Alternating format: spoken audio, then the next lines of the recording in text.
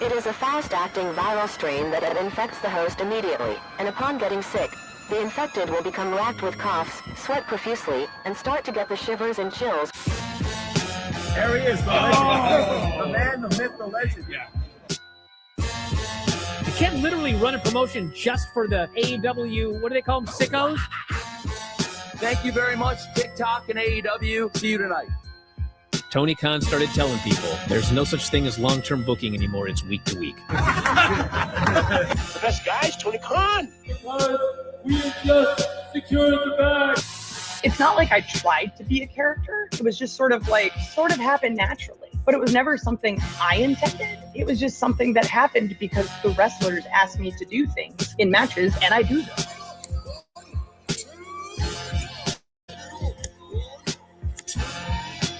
If you run a promotion just for the sickos, you're going to do 400,000 viewers eventually. Effing melts. You know that SmackDown actually went over and everything? Yeah. You know? What's the point? The point of SmackDown. What are you getting at here? That the DVRs didn't pick it up. Did they not pick it up? Mine didn't. Let's get into everybody's favorite moment, and it is called Dave Meltzer's Dumb Moment of the Week. What would you like to listen to in your ears? I'd like to hear the flute. Well, if you'd like to flaunt your flute, then we can find you a flautist. We have just secured the bag. It doesn't help me. Okay, so complain, but I will complain. Let me have my misery. And when I heard that, I was like, what? Thank you, fuck you, bye, boom.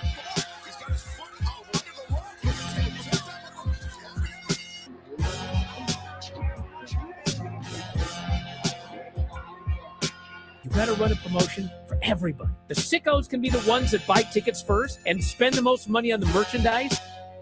Because we have just secured the bag. But, like, you got to promote for everybody. Then you'll have a lot of viewers. I think we proved a lot of so-called experts. We made them look like idiots. We're not going anywhere. Tony Khan's not going anywhere. You'll also be there on TNT. You'll be in 2 places at once. You'll be around my favorite movie. Time. So great, Pittsburgh. It's not like I tried to be a character. It sort of happened naturally. the best guys, Tony Khan. Keep themselves safe.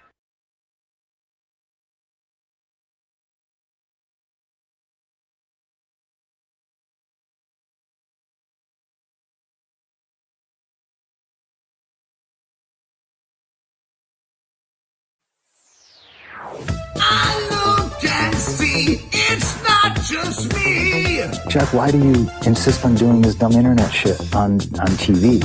I look and see it's not just me. This place is a fucking joke, man. You're a clown. I quit. So many of us have stood where I stand. We are the young, so raise your hand. So many of us have stood where I stand. We are the young, so raise your hand. They call us problem child. We spend our lives on trial. We walk an endless mile. We are the youth gone wild. We stand and we won't fall. We're 1 and 1 for all. The writing's on the wall. We are the youth gone wild. No. It doesn't make logical sense, but it makes. Well, yes, of course. But it makes wrestling booking sense. Of course, this makes no sense. Of course, okay, it makes no sense. However, in pro wrestling booking, which often makes no sense, you would do that. It's about making money. It's not about anything else. Wrestling's always been about making money first and foremost. That's it. I look and see it's not just me. Last weekend was the greatest weekend in AEW history. This is the greatest week. I look and see it's not just me. Security, my safety, my life was in danger at a wrestling show. So many of us have stood where I stand. We are the young, so raise your hand. So many of us have stood where I stand. We are the young, so raise your hand.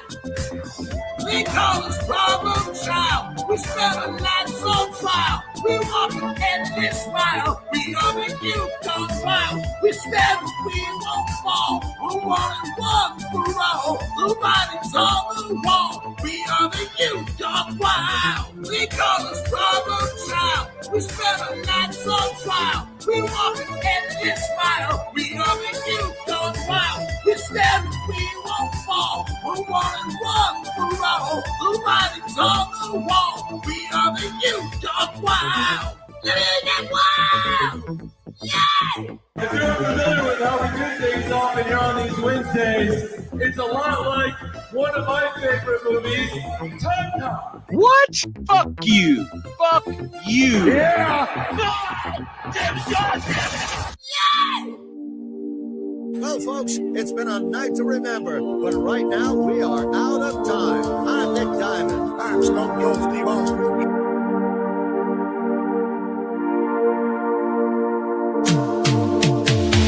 Every booking is golden, you see. Perfect cards crafted for you and me. Yeah, the best guys, Tony Khan, is true. Triple cup, best damn booker in the land. 3 red cups stacked up, always in command. Triple cup, living legend of the fight. Just a call away from making it right. Never see him back hard, no way. Got the whole roster locked in for the day. A Crimson Tower, modern art. Triple cup, triple cup. Every booking is golden, you see. Perfect cards crafted for you and me. Yeah, the best guys, Tony Khan, is true. Triple cup, best damn booker in the land. 3 red cups stacked up, always in command. Triple cup, living legend of the fight. Just a call away from making it right. Never see him back hard, no way. Got the whole roster locked in for the day. A Crimson Tower, modern art. Triple cup, triple cup. What's happening, guys? Welcome to another eclectic edition of PWT Saturday Night. Yeah. I am your host, Phil S. Marks. And it is Saturday, and Saturday nights are all right for fights, as some would say. And it is Saturday night's main event going down right away. And in like 20 minutes, SNME is going to go down from Fort Wayne, Indiana. Okay. And also AAA is on. We're definitely going to be watching that. It's the go home show before the mask versus mask. And of course you have El Grande Americano / Ludwig Kaiser, who was recently arrested, getting a hero's welcome back in Mexico. And we are going to talk about that and more. We have WWE news to get into, guys.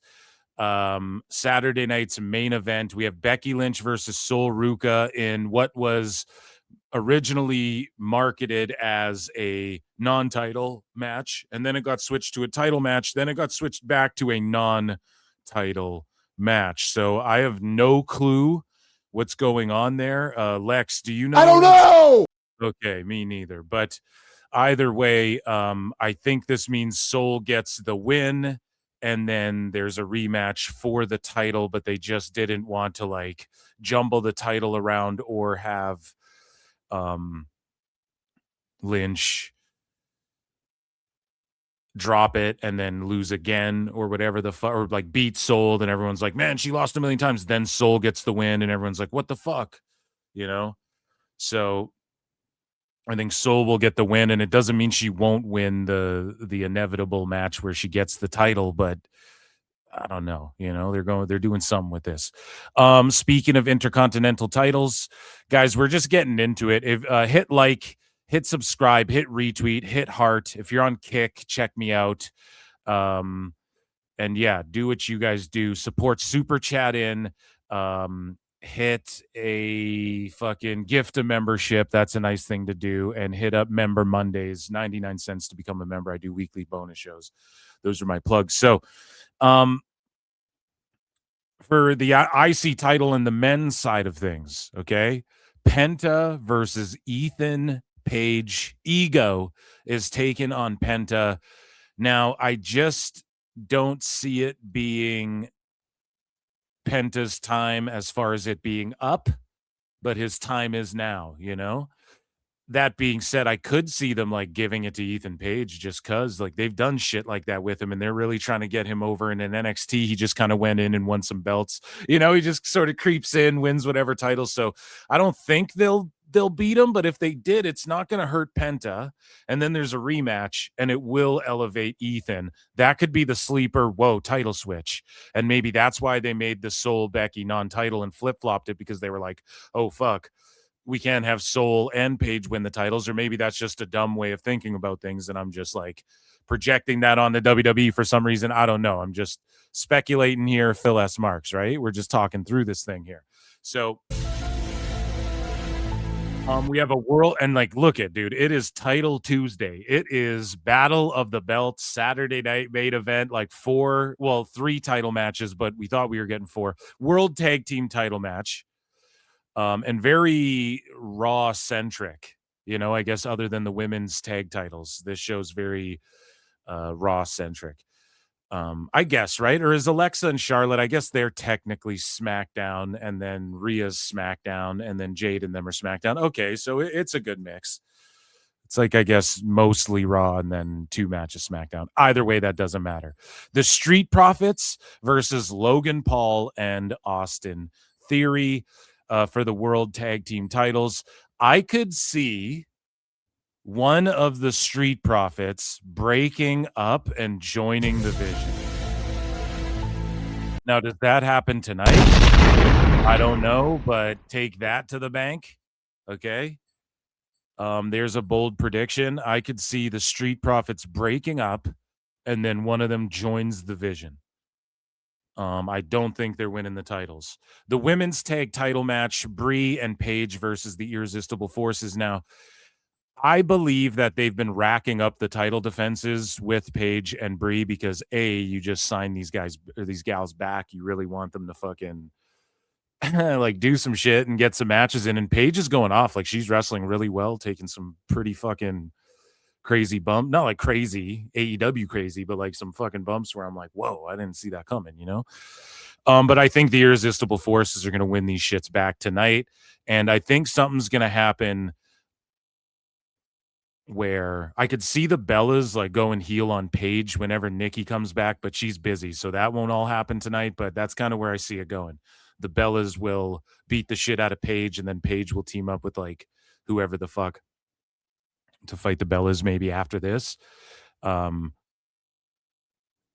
see the Irresistible Forces for whatever reason winning these shits back tonight, and that's why they've racked up so many title defenses in a row, like 3, 4, whatever. And then you have a 6-woman tag, Jade Cargill and the Baddies and the B-Fabbies, right? Versus Rhea Ripley, Charlotte Flair, and Alexa Bliss. Now, this is a match where it's like the most inconsequential, I feel, as far as like whatever happens in it happens, right? Like if one of the, like if Mitchin gets pinned, okay, whatever. It's just Saturday night's main event, you know, send the people home happy. The babyface team gets a win, but it's a 6-man, there's 6-woman, whatever. But this is an opportunity where Jade could also pin Rhea back and then ultimately lead to a match at SummerSlam where Jade could absolutely win that title back. And you have Charlotte looming right there. So she eventually, I think, breaks off from Bliss. Maybe they don't, but either way, Charlotte fights either Rhea or Jade like well after SummerSlam, whatever. I don't know how long you draw that out, but I think that's, or it could be a triple threat. Like, I'm talking at Mania, you know, but you have Charlotte kind of looming there. So this could be an opportunity for some fuck shit to happen where I feel like in the Street Profits match or this 6-woman tag, something's going to pop off where like either Charlotte actually hits a spear on Bliss by accident or like big boots her or whatever by accident, or we see straight up like Dawkins just turn fucking heel on Tez and join the Vision, or either guy, you know. And then I think a couple titles might flip around here. So my official locked in picks, I'm going to lock them in before the matches. Okay. And yeah, that's what I think is going to go down here tonight. We're going to get into some news. Joining me on the show, ladies and gentlemen, Chris Connor. Dude, how you doing? I'm doing pretty well. I just got done watching the Usyk versus Rico Verhoeven fight, and I didn't see I didn't have that as being a competitive fight on my bingo card going in, so I was pleasantly surprised. How are you holding up? Dude, I'm great, man. I got to watch that fight. I just watched like the intros and shit on Twitter. It looks so fucking cool, but I actually got to watch that fight. You can spoil it for me. I won't spoil it. I'll just say this. Well, I'll open Twitter and I'll see it the first thing. If I go look on Twitter right now, bro, I'm gonna see the results. Like I'm not mad if you spoil it for me. I'll say this because I don't want to spoil the whole thing. It's a very competitive fight. It's not this isn't McGregor versus Mayweather. You'll watch this and go, wow, this was a real fight. Damn. Are you excited for Saturday night's main event? A little bit. I mean, I have no desire to watch Paige and Bella versus Jackson Legend. It's gonna be a stinker. Okay. I don't see it's because they're Bella, Brie, Bella, and Paige they're a step behind, and I wish it was either Charlotte or Alexa or even Fatal Influence, but hey, their names, we got to roll with them. Yeah, dude. What do you think about the Vision and what I was fantasy mark booking? Did you hear my fantasy mark booking? Street Profits, one of them. They split up one of them. What? Yeah, it makes sense. I mean, Montez Ford should be a star. I know why he doesn't want to leave, but they've done everything they can with the Profits. It's just like, all right, and look, WWE doesn't care about the tag team division. I know people say they will, but I'm of the mind that we're gonna get a Danhausen tag title run soon. So he makes money. They want to keep him, and they can't just keep doing Ms. Danhausen dance for the end of time. So yeah, I think we get the start of the breakup of the Profits. And who turns heels? My question is: it Montez? Is it Dawkins? That's gonna be the big one. I think people anticipate it being Montez because that's like the guy you push or whatever. But I always saw as like Dawkins could be a heel and like kind of shock everybody. Because if they make him the baby face, it's like not to diss Dawkins, but it's like, what was that guy's name? Tucker Knight and Otis Dovovich or whatever, right? Tucker Knight, you remember him? I remember him. Yeah, he's now retired. You're Tucker, dude. Angelo Dawkins is Tucker. If this team breaks up and they go, you're the good guy. That's my opinion. So what do you think though? Fatal Influence gets involved in the 6-woman tag, fucks around, then Jade pins Rhea, and everyone's like, "Oh shit," because of like a bunch of distractions and stuff, right? Possibly, but I think you'll have one of either B-Fab or Mishin, lose, and we'll start getting tension between Charlotte and Charlotte and Rhea, because God, nobody cares about Jade and Mishin and B-Fab. Mishin and B-Fab are just colder than frozen tater tots. And that's nothing bad against them. Just nobody cares. They lose all the time. They're like JJ Security. Like, all right, they're here. You're gonna lose. Colder than the other side of the pillow, King.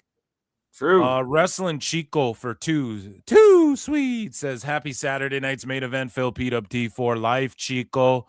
Yeah, dude. Thank you so much. He had Cuervo with him the whole time too. I appreciate the support, and you're goddamn right. And we're gonna lock in for AAA tonight, I believe, as well. Starts on YouTube right after SNME. I just get to watch SNME on YouTube. What's it like in the States? How are you guys watching this? Is it on Netflix? Is it on fucking YouTube as well? I watch it on YouTube, but I mean, you also are. Let me find out where is, because I know there's talk of them putting it on Peacock eventually. They're floating a TV deal. Well, speaking, it'll be interesting. Right now, it's you guys we all can also see it on Unimas at 3 p.m. on Saturdays, and then Pluto TV. Pluto. Peacock still. So is it on Peacock? Is it still technically on there, or I've heard that, but I cannot confirm nor deny. So okay. Speaking of confirming, and so here's what I'm curious about you, Phil, because I've asked everybody and nobody can give me a straight answer. I was gonna jump into the bit, but let's go. What do you do? What's that, buddy? Like, what do you do? I mean, if you are Triple H, yeah, what do you do, and what's the long-term plan for both guys after this? Because which guys? It's Sorry, like either way, there's which guys are you talking about? Sorry, Street Profits or both. Penta and Paige? Penta and Ethan Page. Oh, dude. So with Penta, either he defends and then they run it back like down the line or something, or they strap Paige up and then Penta, he can't just flounder. So I think like they could go back and forth with the IC for a little bit, these two, but I just see these guys kind of looming around the top, and then maybe Rusev in that mix. I know they've been doing that, but with Penta, he's so over. He's pretty much over for having bangers. He's on SNME, but is he on like the bigger PLEs? I don't know. I can't even think of. I guess he was on. He's been on Mania and stuff like that. You can't exclude him, but he's not like at Clash in Italy, is he? Well, they've only announced 3 matches for Clash of Italy, so he's not on. Yeah, so he still could be on there then. Yeah. All I'm saying, man, is that like you don't need to right now, like long term with Penta, you're trying to position him in that world championship level to where people buy him winning that world title. But where do you fit him in with all the names that are up there surrounding the WWE and world heavyweight titles? I don't know. Or you just have him add prestige to this IC and have him have great feuds and make him like synonymous with the IC. That's what I'm doing personally. And, you know, it's like Rey Mysterio. Once he's world champ, like he already is moving tons of merch and shit. But like, you know, you want that to be world champ at some point. I think at least that world heavy, I could see Penta having it. With Paige, I could see him winning it and then just like losing it back to Penta in not that long a time. I could see Paige again in the long term. What do you do with him? Well, in NXT, he was sort of tippy top right away, and then they made him like mid upper title, like sort of keeping the mid upper of the card filled while like other guys duked it out for the world title. I think that's his position. I'm not saying he's going to win the world title, but that's his position in WWE. You know, maybe and apparently the office loves him. So if that's the case, then fucking he'll become world champ one day probably. But yeah, just the plan tonight. They have to go out there. They have to go tell a good story, have a banger. Penta's got to fucking hit some crazy shit. Everyone's like, oh, or Ego's gonna win it, and then this is like his coming out party, and then fucking they just run it back at the Rumble, or they run it back, you know, whenever the fuck. There's so many events from now until you know WrestleMania, and you could have them feuding over this shit up until WrestleMania for all we know. So. Like they got to figure out, okay, what are we doing with John Evans? And if you want to elevate Penta, do you throw him in the whole bloodline scenario where he allies maybe with Jacob Fatu? If Fatu keeps this feud going on, do you? No, because Fatu's like a bad guy. You could have Penta team up with like Seth to fight some of these Vision guys and shit like that, you know? Oh, wait a minute. So why is Jacob the bad guy here? Because he's doing the Tongan death grip. They're both tweeners, but he's doing like the vicious, like that's crossing the family lines of like you don't do that to family. It's like Fast and the Furious. Because think of it, because me, Roman is the heel. Their bloodline is the heel. Think of it. Oh yes, we brought you in. You know, they're holding you over your head. It's like, you know, when your wife or your husband says, "Hey, you owe me here. I do everything here. If it wasn't for me, you wouldn't be around." They're the heels. And now, look, I get it. Nobody wants to boo Roman. Nobody wants to boo Jacob. They just want to sing, chant, and do OTC and do, what is it again? Oh, you're all gas, no breaks. But the Bloodline are baby faces. They've acted like dinks the entire time. Jacob is the good guy in this whole thing. They're the ones. Well, that's just it. They're both tweeners. That's the thing. Like Roman, I've said this since he turned quote unquote babyface. You have not seen him like kissing babies and fucking. He's still like telling his cousin, "Hey, get your brother out of here," or whatever the fuck. Like he's been healing. Like, yeah, is he the good guy in some scenarios? Sure, but then he can play bad guy when he has to go against a polarizing guy like Punk, who sometimes that you either love him or hate him. So. I get it, like how the Bloodline has been beating down Jacob and shit. He's the good guy. However, he is using the Tongan death grip, which you don't do to family. That being said, though, the crowd wants to cheer the Bloodline. They want to cheer Fatu. They want to boo some of the shit the Bloodline's doing. You kind of want to boo and cheer it all. And it's just family infighting to where I think they're actually booking it well. But I've said this for a long time. Roman's been a tweener, and realistically, think about Jacob Fatu since coming to WWE. He's never really done anything to be the babyface. Like things have happened to him that put him in the babyface position, but his character, right? That's the differentiation I'm trying to make here. Like he's not the guy kissing babies. Right. He never did anything. Like Jacob's never did he beat up the MFTs? Yeah, sure. They're assholes too, though. So he beat them up. He's wrecked everybody. Oh, did Drew jump him and Claymore kick him? Yeah, that's like shit that makes you get behind him. But he never went and did anything to be like, I'm a good guy now. Like he never had some heroic, even when he got involved in like Cody Rhodes' title match and all that shit. He like got involved and started attacking both guys and stuff.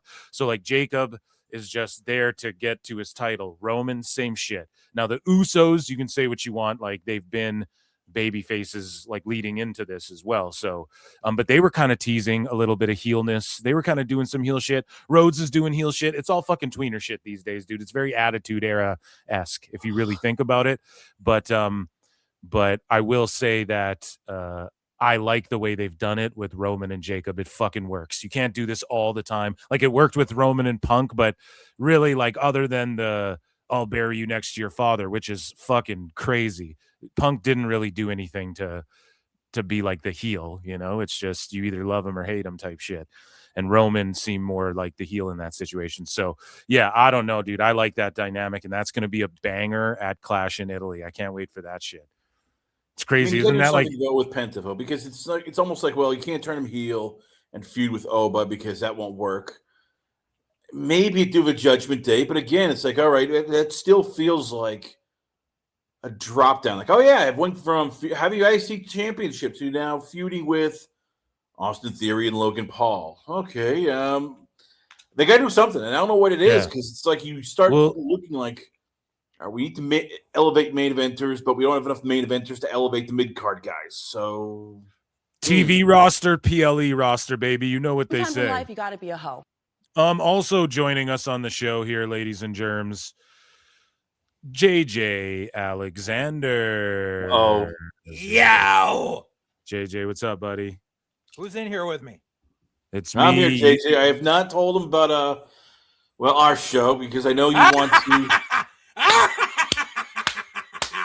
Oh boy! What is this guy having a fucking Tonga meltdown over? Oh baby, you need to go and tune into the newest edition of White Heat. You need to fast forward to that one section that's labeled "JJ was fucking right." That's literally the name of the. He even timestamped it. Damn right. Well, what were you guys talking? What were you guys going off about? Oh, no. You got it. I wasn't so much talking. JJ was just. Yep. Okay, well, they can tune in. Go and check out his channel. Let's just say it involves Brock and Oba and yeah. And Jim Cornette fucking confirmed what I've been saying. About what? Guy's just been not the sinister. JJ, you gotta let him know. Over here. This is basically like This is like teasing. No, I I already know without. I already know without checking it out. JJ is like Brock is gonna get his win back and all this shit. That's a given. That's a given. No. I don't know if he's gonna. I don't think he's gonna. No. You see, Cornette confirmed exactly what I fought with you for a fucking hour about, and that is the piped in Oba chance. And he even said it's fucking Pavlovian. He used the exact fucking term, baby. So Jim Cornette said that the Oba chants is a Pavlovian response. And that they're piped in.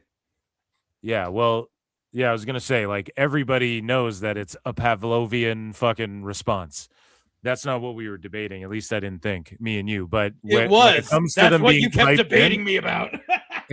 No, I never said it wasn't that, though. I just said that it doesn't matter. He's over. Like, does that mean he's not over? That was my argument. But here's the thing with Jim Cornette. He's saying that they're piped in sounds. How do we know this? How does he know this? We have to confirm this. Did he talk to somebody there? Was he on the phone with old Terry Taylor? I can't confirm who Cornette's sources are, but I talked to some of the same people. I cannot actually say who is who, but okay. Well, we've been talking to the same people. All I'm saying is this: I don't believe it till I fuck you, bye, boom. Let's get into, ladies and germs. I have some news here that I want to get into before this show commences. Everybody, get your news caps on. It is time for Worldwide Wrestling Federation.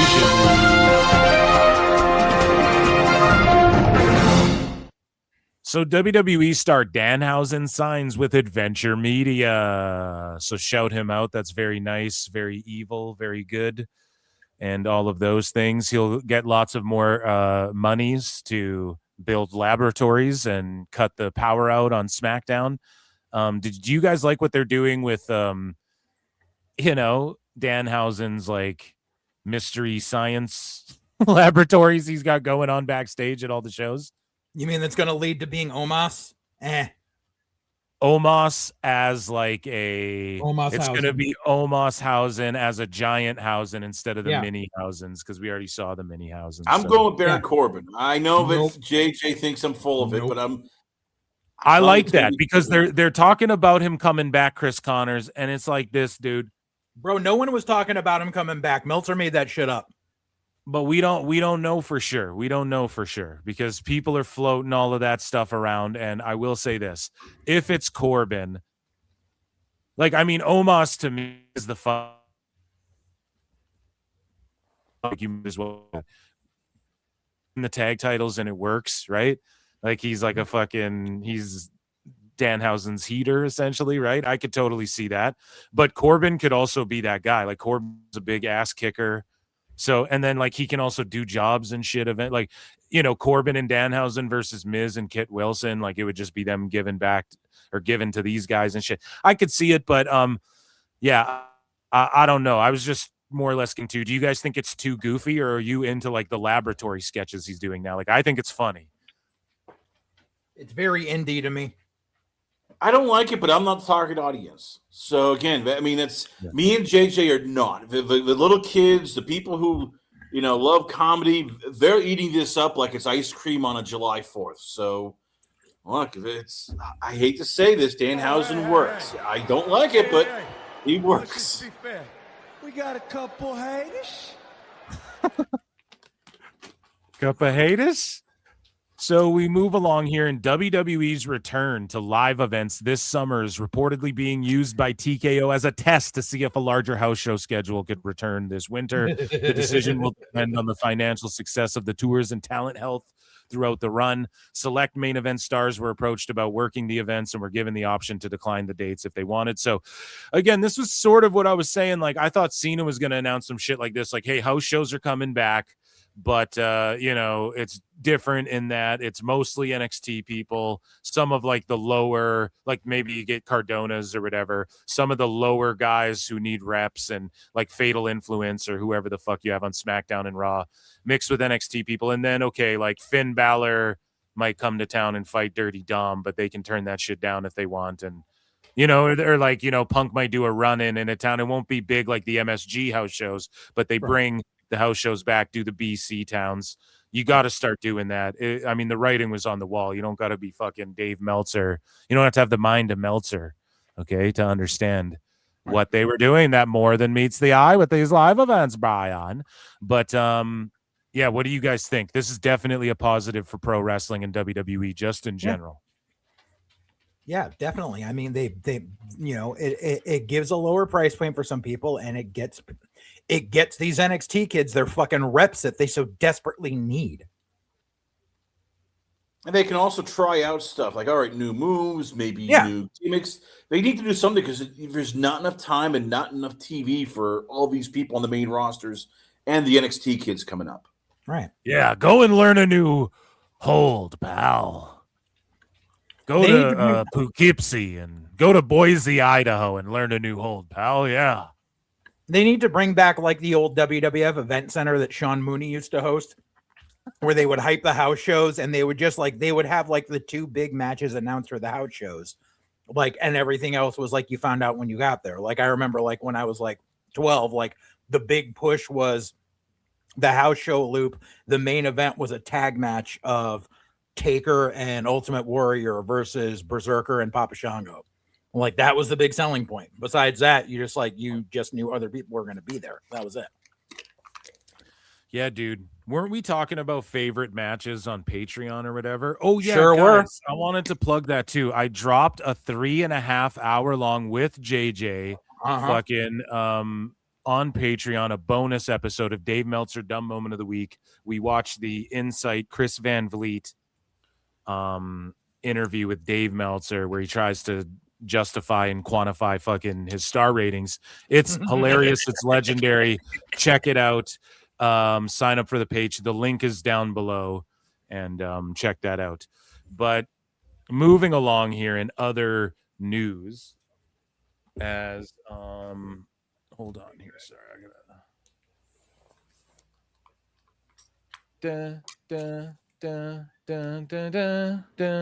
so 68K watching on YouTube.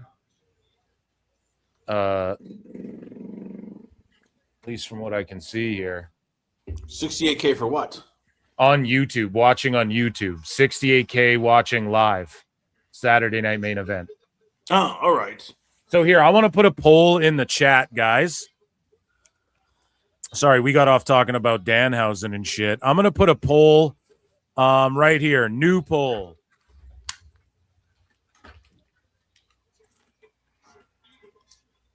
Who do you think wins the 6-woman tag team match?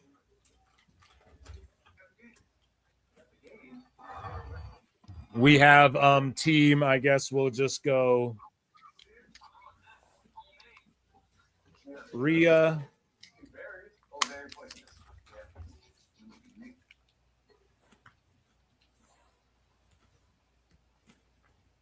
and then we have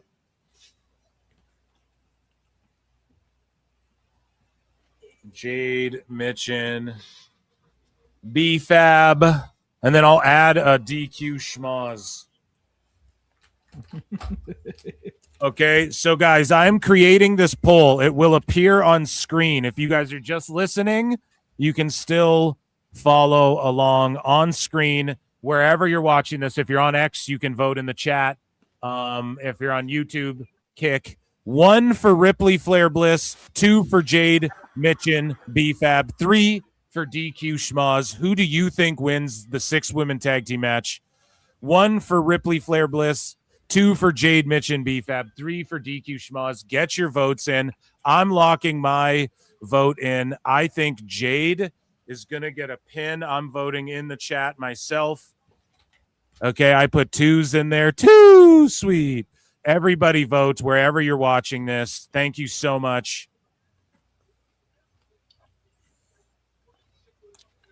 And you guys can see it changing on screen there.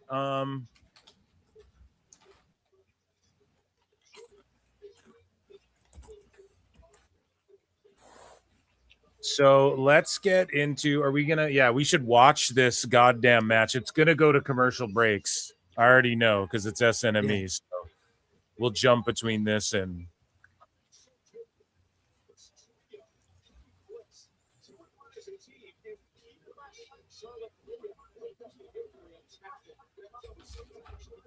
Jade is dressed like Bo Derek for some reason.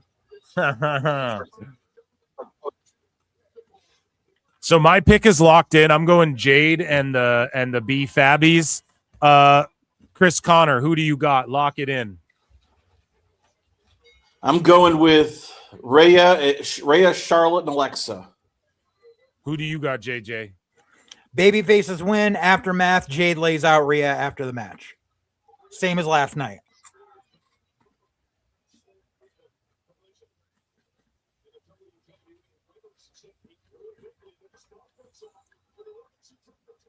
I think B-Fab is... I think she's fucking money, dude. I think she's been really good. And I think she's like the best talker out of those three girls in this group, you know? B-Fab has improved. I've always loved Mia Yim. She's They're gotten just better. they're just cold as shit being freaking Jade's henchwomen. Yeah, like Mitchin's ruled since like TNA and shit, you know? Yeah. Like she's all good. But I just think B-Fab like has her and Jade both beat on the mic for sure. I think B-Fab's come a long way in ring. Absolutely. Mitchin obviously is just a vet, so she's there to do what she does, and then they're just trying to help Jade. Yeah. It just doesn't. It never made But sense. it is Like, cold, they were though. baby Yeah, it faces, is. they got beat up, and then all of a sudden they joined for no reason. Like, okay, why? Because if you can't beat them, join them. Yeah, that's AEW logic. Okay, yeah, hey, Will Ospreay kept getting beat up. He's now he's going to join the Death Right. Riders.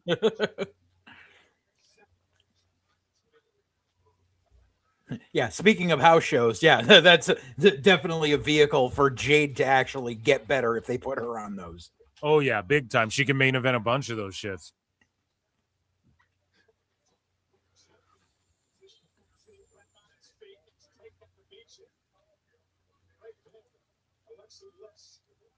Okay, Bliss just hitting her flips and everything.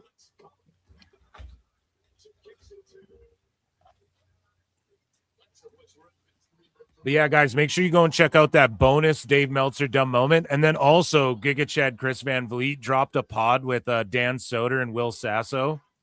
And it is so goddamn good.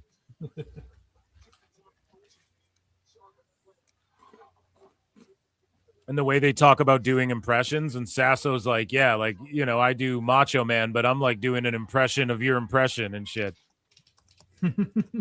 And they talk about like how you learn impressions. Well, it's the same thing. Like when I'm doing dice and I'm like making fun of JD and shit, I fucking like I'm doing an impression of like Anthony Cumia doing dice. You know, like that's just from listening to like O&A back in the day and shit. Mm-hmm. So like I totally get it. I fucking loved it. They were going back and forth. It was so good, man. You guys have to watch that. Shout out Chris Van Vliet.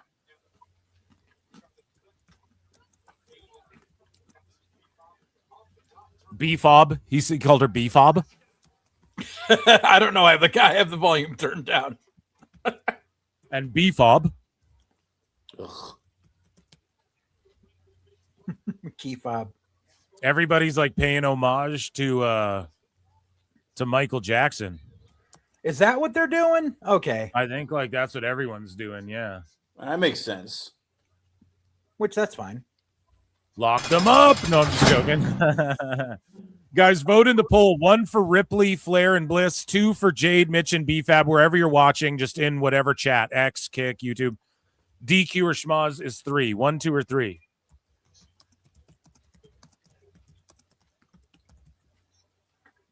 My vote's 2, the Baddies. Charlotte's giving me a craving for rainbow popcorn right now.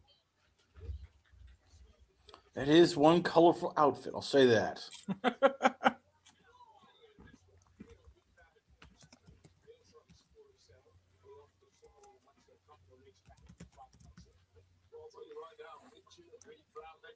Man, Chris Connors, what did you think of Ronda versus Gina?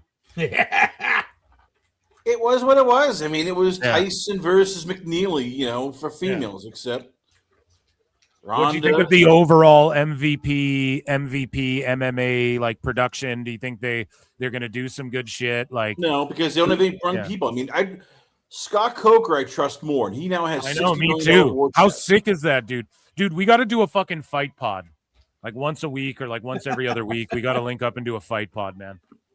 Well, this week, if you want, we can talk about it. I mean, hopefully, I'll let you know Monday because I have my guy hit me Marcel up, Dorff, dude. and we're definitely going to be talking about Dude, Coker back in. Dude, sorry to interrupt, but Scott Coker, $60 million. And he was turning down tens of millions to start his MMA fed, his new league, dude. I can't wait, man. Scott Coker's the guy.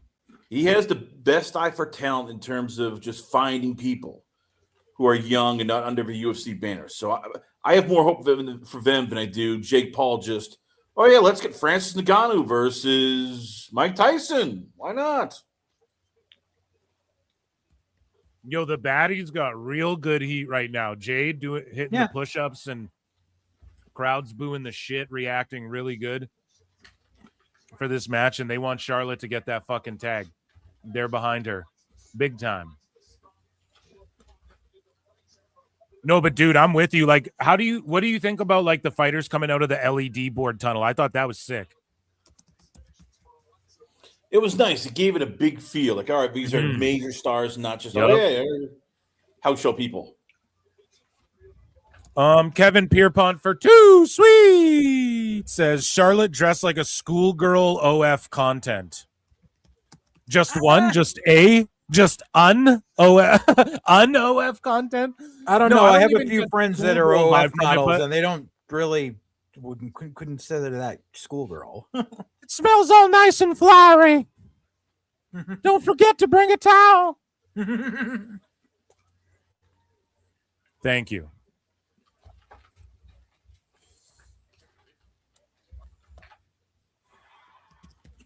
And guys, make sure you check out my guys, Chris Connor, Last Call, and make sure you check out JJ Alexander. You already know where to find him. Full Circle Radio on YouTube. Okay, what's Mitchin doing? Top rope. Urakanana. Oh, yeah.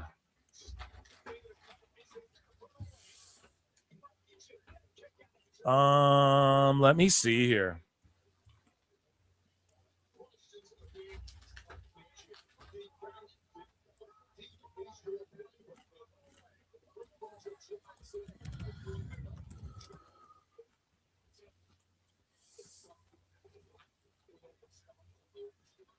Oh, she's about to hit a razor's edge or some shit. Chat. Oh my God.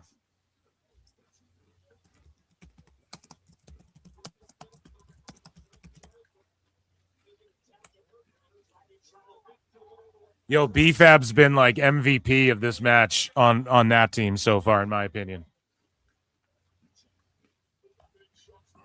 Yeah, her and Meechin have been doing most of the work. Which, fine, but... Double big boots don't fully connect.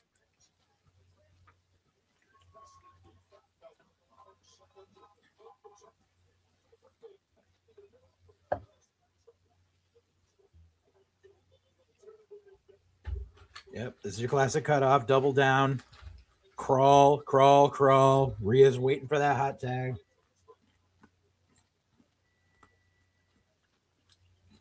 Here we go. Hot tag. Oh, just the drop kick to Jade.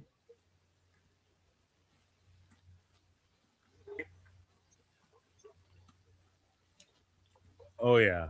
That was a good hot tag. Shuffle. Her up, front face slam. Oh no, just a double shotgun drop kick right there.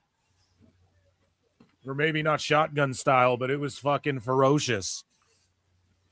Let's go.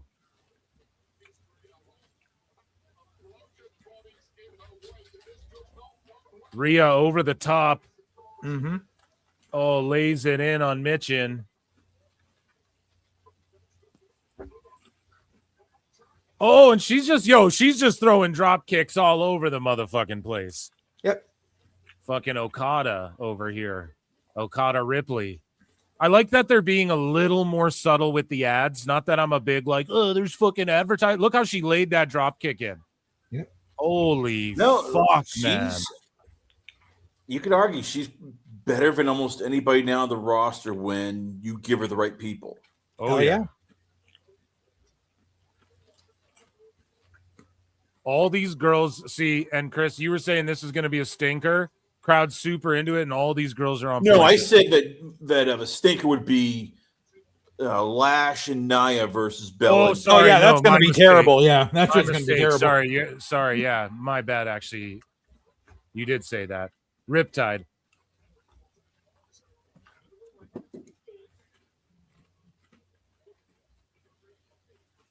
Power bomb.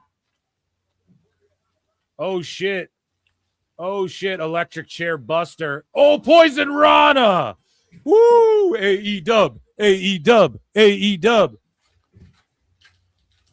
Kick out. Women were doing Poison Ranas at NXT before fucking AEW came around, dude. Hey, Phil's trying to show love to the small upstart brand. That's what they call themselves, a small little upstart brand. No, they call themselves the Challenger brand. A small upstart that's surging and restoring the feeling every year. Yeah, that's like a certain orange-haired idiot said, I got a small loan from my father of $1 million, and that's how I became a businessman. Shut up. Kick out. Tilt-a-whirl DDT. Chin breaker. Kind of missed the tag. Here comes B-Fab. Oh. Why can't all girls be more like Alexa Bliss? Oh, she reversed the shit. Who sings that again? Bowling for Soup. Bowling for Soup, yeah. Like DDT. they need to play her out at least one Mania before she retires.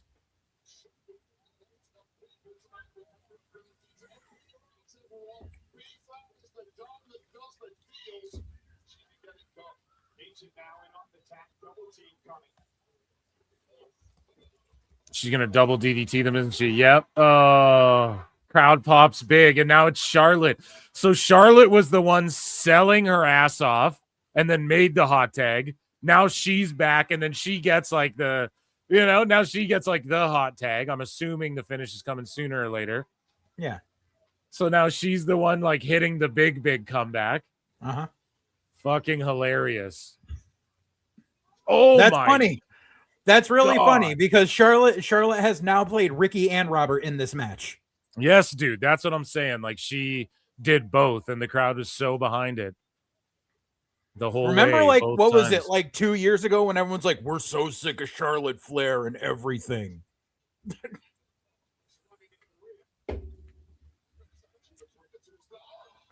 And then they decided to turn on Rhea instead after that. Okay, but why did Mitchin just stand there, though? That was the one thing, but I'm not going to... That didn't ruin the whole match. Oh, Styles Clash. Or the Crash Landing. Oh, shout out Crash Holly. Mm-hmm. Yo, Flair's ass is out again. Someone pulled the tights on her like the other night, or like last week or earlier this week, and like yeah, my wife was watching. She's like, "Why did she just pull her ass out like that?" I was like, "Well, she's pulling the tights." You know what I'm saying? Yeah. So her ass is just out again. Uh-huh. That's one of the reasons why you wear the freaking skin tone leggings underneath your gear is for when shit like that happens. Unless you're stone cold, then you have a goddamn farmer's tan, kid. Well, no, the guys don't do it.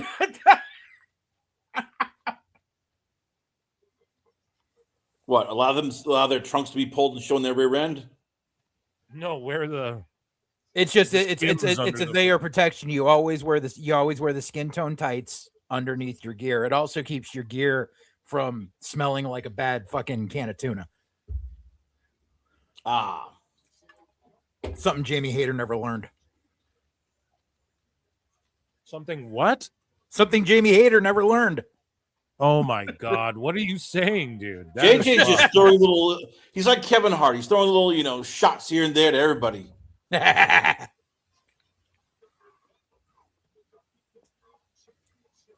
I think the Rock should get roasted next at the next year's Netflix roast. Should be the I'm Rock. for it. I'm for it. It's going to take a lot of money, though. Like he'll do it. Tom Brady demanded $25 million. So it's like, but those roasts are like the most viewed shits on Netflix, you know. So like other than fights, you know. I guess the big question is, can he take it? Yeah, the Rock can take it. Yeah, the Rock can take it. Yeah, he can. Yeah, he can dish it too. He was funny at the He Kevin can Hart dish roast. it, but can he take it? He can. Yeah, he's the right guy to do because he, as phony as people are like, he's phony and shit. He has humility. Yes, man, and he's awfully transparent, and he's from pro wrestling. Never forget, he's a pro wrestler. Oh, see that? They broke up the count. So that wasn't it. Jade's going to steal a win over Rhea here somehow. Pin Rhea. Or maybe she'll pin like Bliss and then Charlotte will be like, what the fuck? You know, and it'll create more divide. But I just see it happening. If that wasn't it, I don't know if we... Oh, Charlotte with the shuffle side kick. You don't want to have either Rhea or Jade eat the pin in this, 6 days before their pay-per-view match. You don't think? No. Okay. I just feel like all this shit is distraction shit. It's all distraction shit, and then what's going to happen is the aftermath.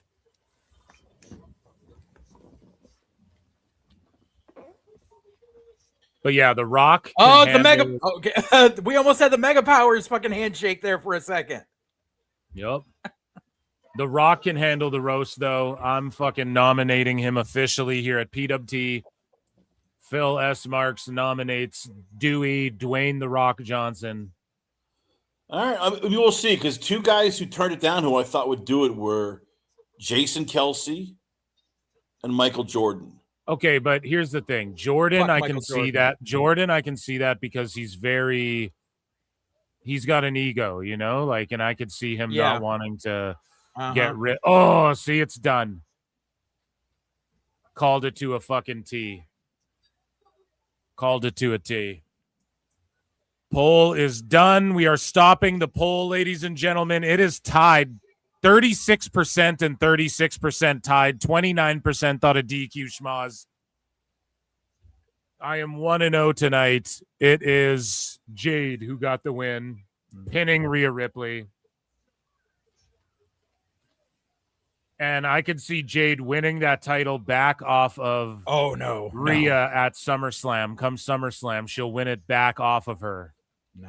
And then eventually WrestleMania will be Charlotte versus Jade. I think that's what they're going to try and build towards eventually. Maybe. I don't know. I think they're losing faith in Jade because it's just... Yeah, I mean, the match wasn't that bad at all. I actually thought it was really good up until the finish was kind of fucking... It was just, we're on some dum-dum time. You know, we're on some dopey dum-dum time. Everyone's standing around hugging and shit. It's fucking stupid. I get it. You needed the heels to win there, though.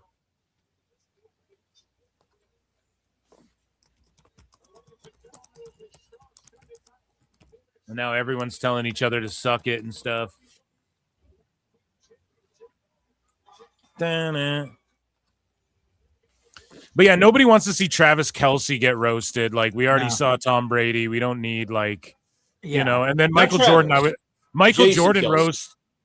Oh, sorry, Jason Kelce. But either way, though, like, Michael Jordan would be a funny roast. But I just think he doesn't... I get him turning it down. He that go doesn't after shock people. me at all. The Rock would be able to take it. Someone else who could take it, possibly Mike Tyson. I think would be a good roast. No, Tyson doesn't. No, because remember when someone got roasted and Tyson was on the dais and he had a fun fucking time and he Yes, he was also drunk as hell. So yeah, I think he'd be cool. Yeah, I think. Well, I don't think he drinks anymore, but like I think for sure he would just smoke a ton of weed and have a good time. I think he would. Right. I think Tyson would be another good one. But otherwise, I don't know like who else brings in eyeballs the way like a Kevin Hart or The Rock or whatever does.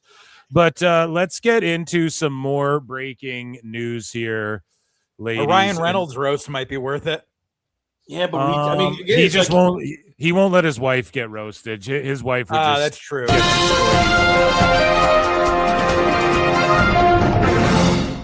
So Jack Cartwheel officially confirms he is no longer under the WWE ID program and is now a full-time superstar on the Lucha Libre roster, AAA Lucha Libre roster. Okay. The full interview drops soon on the Sports Jedi Network, so that's courtesy of @K.Views. And yeah, shout out Jack Cartwheel, man, working his way up, moving on up. I like that kid. To the east side. Oh, Phil, I don't know if you saw it dropped like 3 hours ago on YouTube. Asuka actually put up like a 3-minute video on her YouTube channel. I got Asuka updates in here there. But so WWE joined WWE and USA Network on Friday, May 29th for WWE Made in America, America Dream. A special 1-hour event as part of USA Network's America 250 celebration. Hosted by Joe Tess. Let's take a look. USA, go John.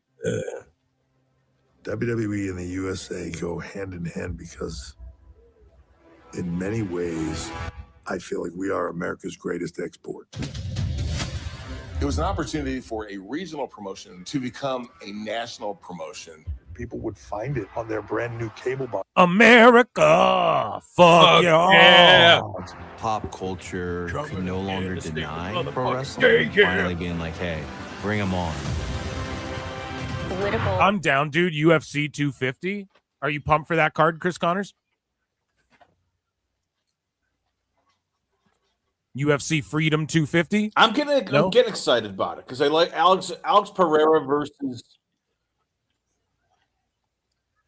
Serial gone. Fuck that shit.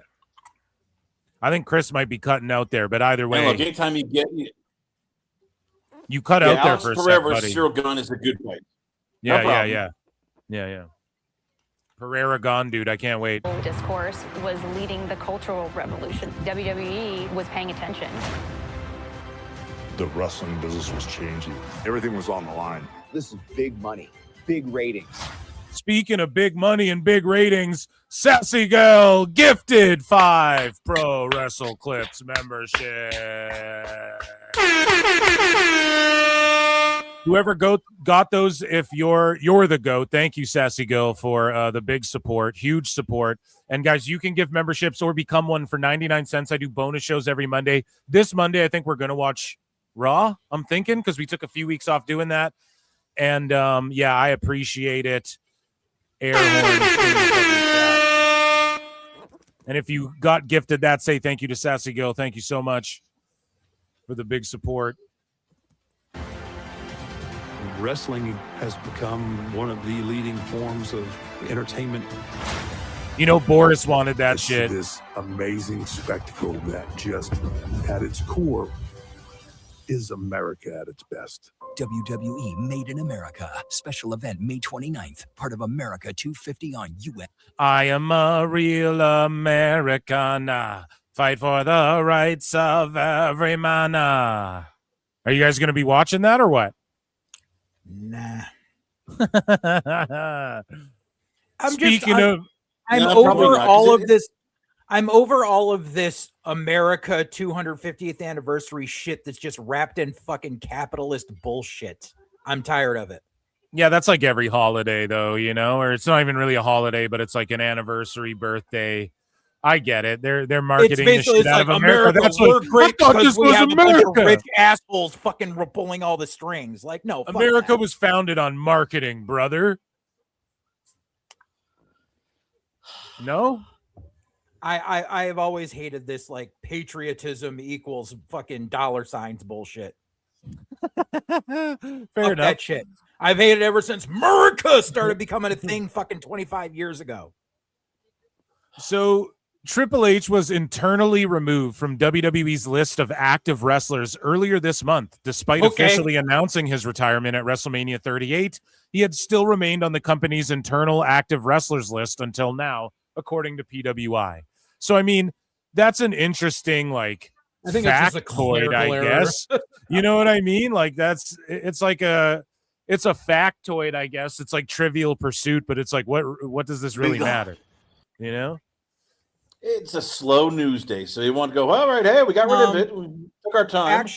Actually, it's probably has something to do with like because he was still an on-air personality, and now it's just like you're not going to expect to see him like pop up on TV like you are like Adam Pearce and Nick Aldis like aren't active wrestlers, but they're active roster members, and that might be like where they were going with that. Let's move along here. So the development of WWE 2K27 has officially been confirmed during today's Take-Two earnings call. I was honestly hoping, because they laid off, like 2K got hit with a bunch of layoffs and WWE got hit like the hardest. And apparently there was, and again, this is according to like video game dirt sheets, not just wrestling dirt sheets, but the video game sheets were saying shit like a lot of people were finger pointing over the ringside passes and all of this stuff. It is a monumental botch. You just got to be objectively honest about that. However, they have rectified it, but it shouldn't have ever been anything to be rectified in the first place. And I was hoping they'd just take a year off and then maybe just hook people up, take like another year to figure out what they're doing with their team moving forward and what they want to focus on for the game. And then maybe just drop some like, here's some bonus like content to keep people tied over for the next year while we just take a year off, because they did that before and it paid off for them.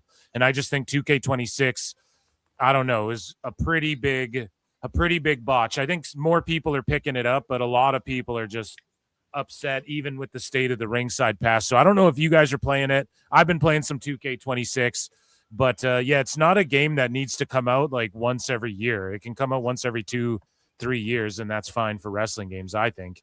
Anyways. You guys gaming this shit or no? No, but I don't do game. Again, I'm the wrong person to talk to about gaming. But let's see. I mean, as long as the game works and there's not too many glitches, people eat it up like every other game they buy. I thought you were gonna say like cake at Lizzo's house or something like that. You have all these. Trying to be nice. I'm trying. Joseph has like. Looks like the match has started. Oh, show me the error of my ways. Maybe be nicer to people. Fair enough. Don't we all? So is this match actually for the title, or did we ever figure that out? No, it's not. It's non. If it's non, then Soul's going over, baby. Yeah, that's what I said before too. Chat, we're going to lock in picks. We are going to delete this poll. Delete, and a new poll. Who do you think wins this non-title match? So we will put champion Becky, even though I put non-title in there. Still, we're going to acknowledge the champion. Becky Lynch, Sol Ruca, and then we'll add an option. DQ Schmaz. So, guys, wherever you're watching, put a 1 in the chat if you think Becky Lynch, 2 for Sol Ruca, 3 for a DQ Schmaz. I am going with Phil Marks is locking his into chat right now. 2 for Sol Ruca is going to get the win because it's non-title. Yeah. Or a Schmaz. It's either 2 or 3, but I'm going with fucking 2 because people have been bitching about her wins and losses. And that's why they flip-flopped around, is because they need her to get this dub. And I could just see like SummerSlam being where Sol actually gets the dub. Yeah. That's my opinion. No, I'm all for it. I just like scrolled back in the chat. Apparently people think I hate Sol Ruca. When have I ever said I don't like Sol? I've always liked her. She's like one of the few NXT talents that's like, oh, they kept her down there for 4 years. They left the cake in the oven to bake for enough time. She actually learned before they brought her up. I think they're just trolling because like you hate on a bunch of the fucking got like Breaker and Oba and shit. So Ruca slipped again on the ropes, and then like Sol snatched the ref or something. I don't quite understand. Oh yeah, Kathy Kelly just. I mean, the Calyx Jessica there just Carr. bumped Jessica Carr. Yeah, I don't know why it's a Kathy Kelly. Yeah, Calyx. So it's a DQ. Yeah, see a fucking shitty smudge. Stopping the poll. 82% voted Soul Ruca. And I did say Soul or a schmoz. It's got to be one or the other, but that was a short run. That was a ref bump. How are you gonna call a DQ on a ref bump? Like, and I just don't get how the ref was even there. That would be the ref's bad. And also, like, right. I'm not mad at them telling the story like Soul's fucking up. She gets called up to the main roster and she keeps botching her finish. Like, okay, you're trying something different. I don't necessarily hate that, but that was some bullshit. That was like the match was like what, a minute and a half? Like, dude. Yeah. Yes. Like that's some shitty booking right there. That's some terrible fucking booking. You know what that means? We're getting more time for Nia, Bella, Paige, and Lynch. Perfect. No. Yes. JJ, you're gonna watch it and like it. As far shout out the people who voted DQ schmoz, because Becky does get out of matches like that, but I don't think like this beatdown, like Brian Alvarez is going to be like, oh, and Soul Ruca looks like a geek. She's a geek. That's what he's gonna someone say is on the crashing show. out on the chat on me. Jesus fuck. About what? Calling me a retard, telling me to wheel into fucking traffic. Jesus, bro, you go Dave Meltzer did in the chat. Take some fucking Xanax. Dave Have a Meltzer shot of bourbon, something. Good fucking Lord. Yeah, chat. Go easy on JJ.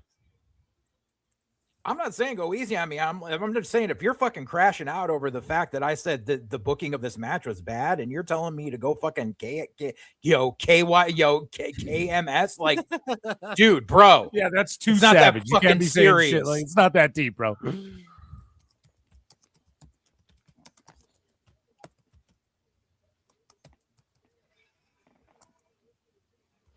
So yeah, Becky walks away. I don't know if that's the right way it is to leave Soul laying as well, but because maybe they I don't know if that's gonna make people go nuts when she wins it finally anymore. But I'm okay with this because I mean it's kind of bullshit. I don't like how they hit, because here's the thing: if you get hit with the Soul Snatcher, why is the ref popping up to ring the bell? She should just be like KO'd flat out for like a minute or something like that. So that was what it was. I'm not the biggest fan, but again, Becky, they needed her to not look great or like lose.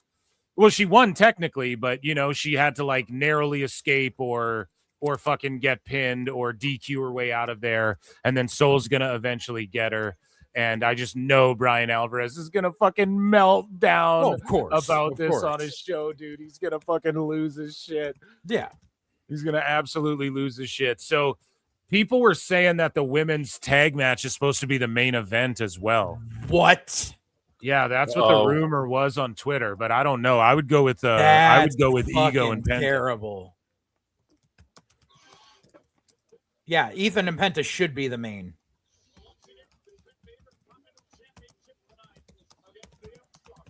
Oh, it's up next. No, dude, this is up next. Oh my god. Okay, no, the women's tag is the main, dude. Why? Because they want to torch you, JJ. Seriously.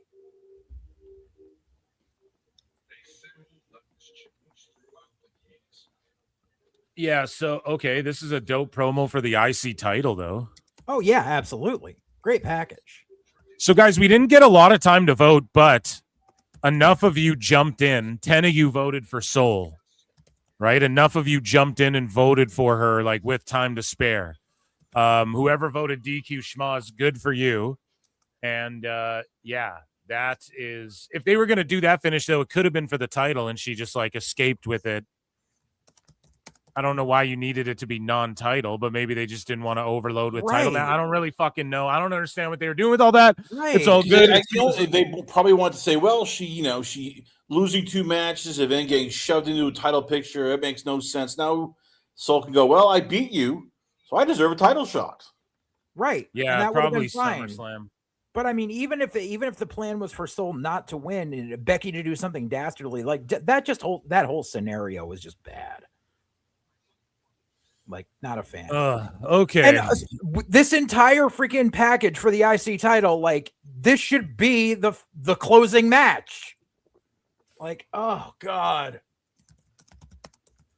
Who do you think wins the Intercontinental Championship match for the men's? But I'm just calling it the IC. We don't gotta do all that bullshit. So Penta or Ethan Page, or again DQ Schmaz. I mean, it happened once, right? So guys, I'm starting a poll. I'm putting it up on screen, guys, wherever you are watching. X, YouTube. Maybe you're playing in traffic with JJ. If no, I'm joking. Maybe you're fucking on your mobile device, on your laptop, wherever your chat is, on Kick, whatever. Hit 1 for Penta, 2 for Ethan Page, or 3 for DQ Schmaz. I am locking my pick in, and I think they gave us 2 boos in a row. I am voting right now. And I wanted to say Ethan Page earlier, but I'm going with Penta El Cero Miedo. I'm 1-1 tonight. Maybe a 0.5 if you want to give me. I gave 2 options. That don't count, though. We're 1-1. But I am going with a 1, locking in for Penta. They're going to give us something to cheer here because they gave us 2 things to fucking boo and complain about. Okay? So these guys are going to have a great match. Paige is going to – and Paige, this is – win or lose, this is a W for Ethan Page. Like, just being in this position and putting on a banger with Penta or whatever, this is a W for him. So he will be elevated regardless. And Penta, you just got to keep running him. You got to make him like synonymous with the IC the way Gunther kind of was. And you can see with that package they just rolled out there, like chronicling the history, for sure that's going to happen. And I think this match is going to steal the fucking show. Okay, and the Profits and Vision could be a sleeper, but 1 for Penta, 2 for Ethan Page, 3 for DQ Schmaz. Get your votes in, ladies and gentlemen. It is time for more weird news. So, independent wrestlers who have been signed by WWE for a WWE ID contract will no longer be able to use their indie names. Going forward, they will have to use their WWE ID names for all upcoming appearances. This is pretty fucking crazy. I don't know if it's the move, but obviously they're protecting themselves on some legal shit here, I'm assuming.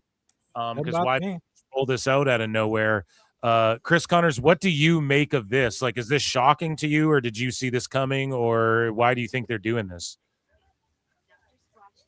I mean, they want to get, they want to start building these guys in terms of their names. So, I mean, why not use like their WWE names? So that way, when you get to the main roster, people have a following with them. Like, oh yeah, this is just story of a girl who caught a river and drowned the whole world. But as she looks so sad, I'm just kidding. Sorry. I saw them in concert back in 2000. It was right there, bro. I had to hit it. Like for James Gunn Gang or whatever you want to call it, it's just something where it's like, okay, hey. Because sometimes these indie names we hear are kind of bad, so it's a branding thing. What do you think, JJ? You've booked an indie or 2. What do you think is going on, and is this a good thing, or is this like fuck? The promoters are like, what the fuck? Honestly, I think it's showing that whoever they're tapping for the ID program, they want to put stock into. So obviously, they want to protect their IP. So that's why I really don't have a problem with it, especially because like some of these people, like they're super talented and WWE can see that, but they may not have that great of an indie name. They may think they do, but they don't. Like what was the one girl they just changed? They just changed it. She was the first one they mentioned about this. They just changed her name to Anya Rune. Her name was like Erica something. It like the what name. Are you saying, dude? Jack Cartwheel ain't a good name, dude. Is that what you're trying to say? Here's the thing, bro. Here's the thing, though. Listen, do you think it's like Zeta Steele was doing her thing, goes into ID, dips out, and takes a contract with Tone, and they're like, okay, well, fuck, we're not gonna let them do that anymore. If they're gonna ID, we got to probably. own their shit. It's a good possibility, but I mean, there's other ID talents that they released. Though, I'm still kind of baffled on why they didn't keep Bryce Donovan. That kid's a good kid and he's got talent, and he was one of the first ID talents they released. I don't know what happened, but I mean, but look at the Vanity Project, and they're still getting to use their indie names like Ricky Smokes and Brad Baylor, and like, how you gonna have a Ricky Smokes when you got a Ricky Saints on the main roster? Like, that's kind of like why they want to like kind of pull in the IP right from the beginning. Like, if we want to invest in you, we're going to invest in you at the ground level. Yeah, and it doesn't mean some people won't pull up, and like, it doesn't mean if you're AJ Styles, they won't just keep you AJ Styles or whatever the fuck, you know, like there's always going to be an exception to every rule. There always is. But for the people they're developing, I'm not mad at it, you know? Yeah. We move along here. In the hot news, and Asuka, hey, there's the video. As her WWE appearances will be rare going forward. She says, it was a personal matter. I reached out to WWE and we talked it through. It's already been about 2 weeks since my last match. I know there are a ton of rumors flying around out there. People asking, are we ever going to see Asuka wrestle again? Is she going back to Japan? Is she leaving WWE? The truth is, it was a personal matter. I reached out to WWE and we talked it through, but let's be clear. As you all know from watching my matches, I can still go. I'm still at the top of my game. I've been with WWE for over a decade now, almost like it was just a given. And because it became such a part of your daily routine, I think my presence there just became something everyone took for granted. But remember, nothing lasts forever. Everything is finite. You see, I'm not just a wrestler by trade. I'm a designer too. Even the way I live my life has to be art. I'm sure you're all wondering what's next for me and how I'll be involved with TV and with tours moving forward. But don't forget, I'm still officially with WWE, so there's a chance I might just pop up in front of you when you least expect it.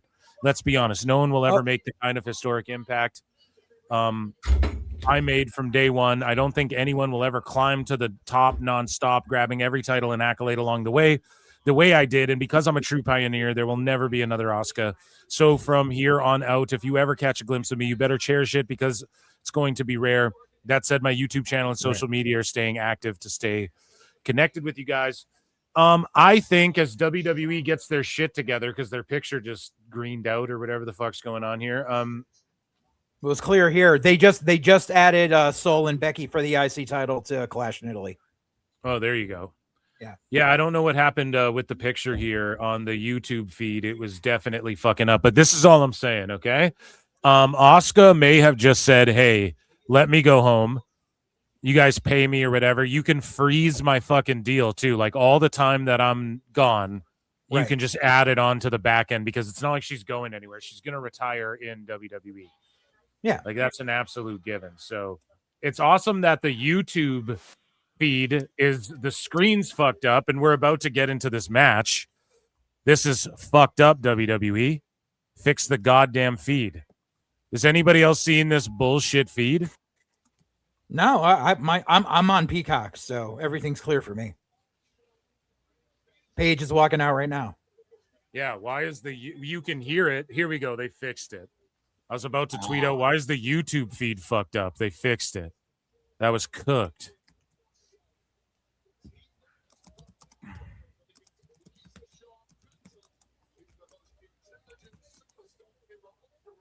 Yeah, this match is going to steal the goddamn show. Guys, vote in the poll wherever you're watching, in the chat, wherever you're watching, in chat. 1 for Penta, 2 for Ethan Page, 3 for DQ Schmoz. Who do you think wins this match? What's the outcome of the match? So far, Penta's leading the way like Hot Wheels. Well, there's just, again, leading the way. You can't take the title off him just yet because he hasn't done enough with it, and he's still hot. And if you do, but you, me, and Joseph all agree there's no like next step for him. It's like a big step up and makes sense for him. Right.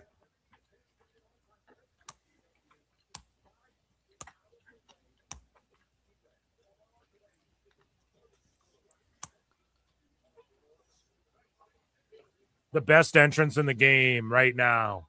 Oh, yeah. Fucking Penta, dude. Oh, yeah.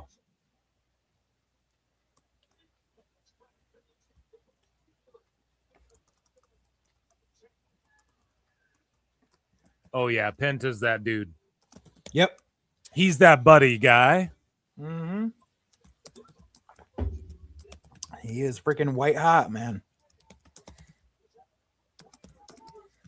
And yeah, this is another guy that was literally there working for Tony from day one that they didn't know what the fuck to do with. And he's been with WWE for what, 15, 16 months? You could argue that with a lot of guys, though, like Penta. Oh, yeah. Paige, Yeah. Ricky Saints, Danhausen. I mean, it's Tony Fumbled should be like a whole meme for almost anybody that moves. Right. It's just Penta's he's there. He's at the very top of the mid card, almost ready to break into the main event scene. Like super over, crossover appeal, does anything they ask of him, will go down to Mexico and work with the guys there, but still show up on Raw. Like he's just, he's great. Like I wish that WWE had gotten a hold of him 10 years ago. I wish they had grabbed him right after Lucha Underground had ended.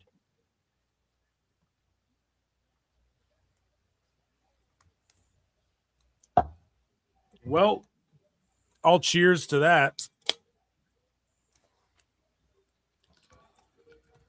I drink 1 beer. What? Drink 2 beers. What?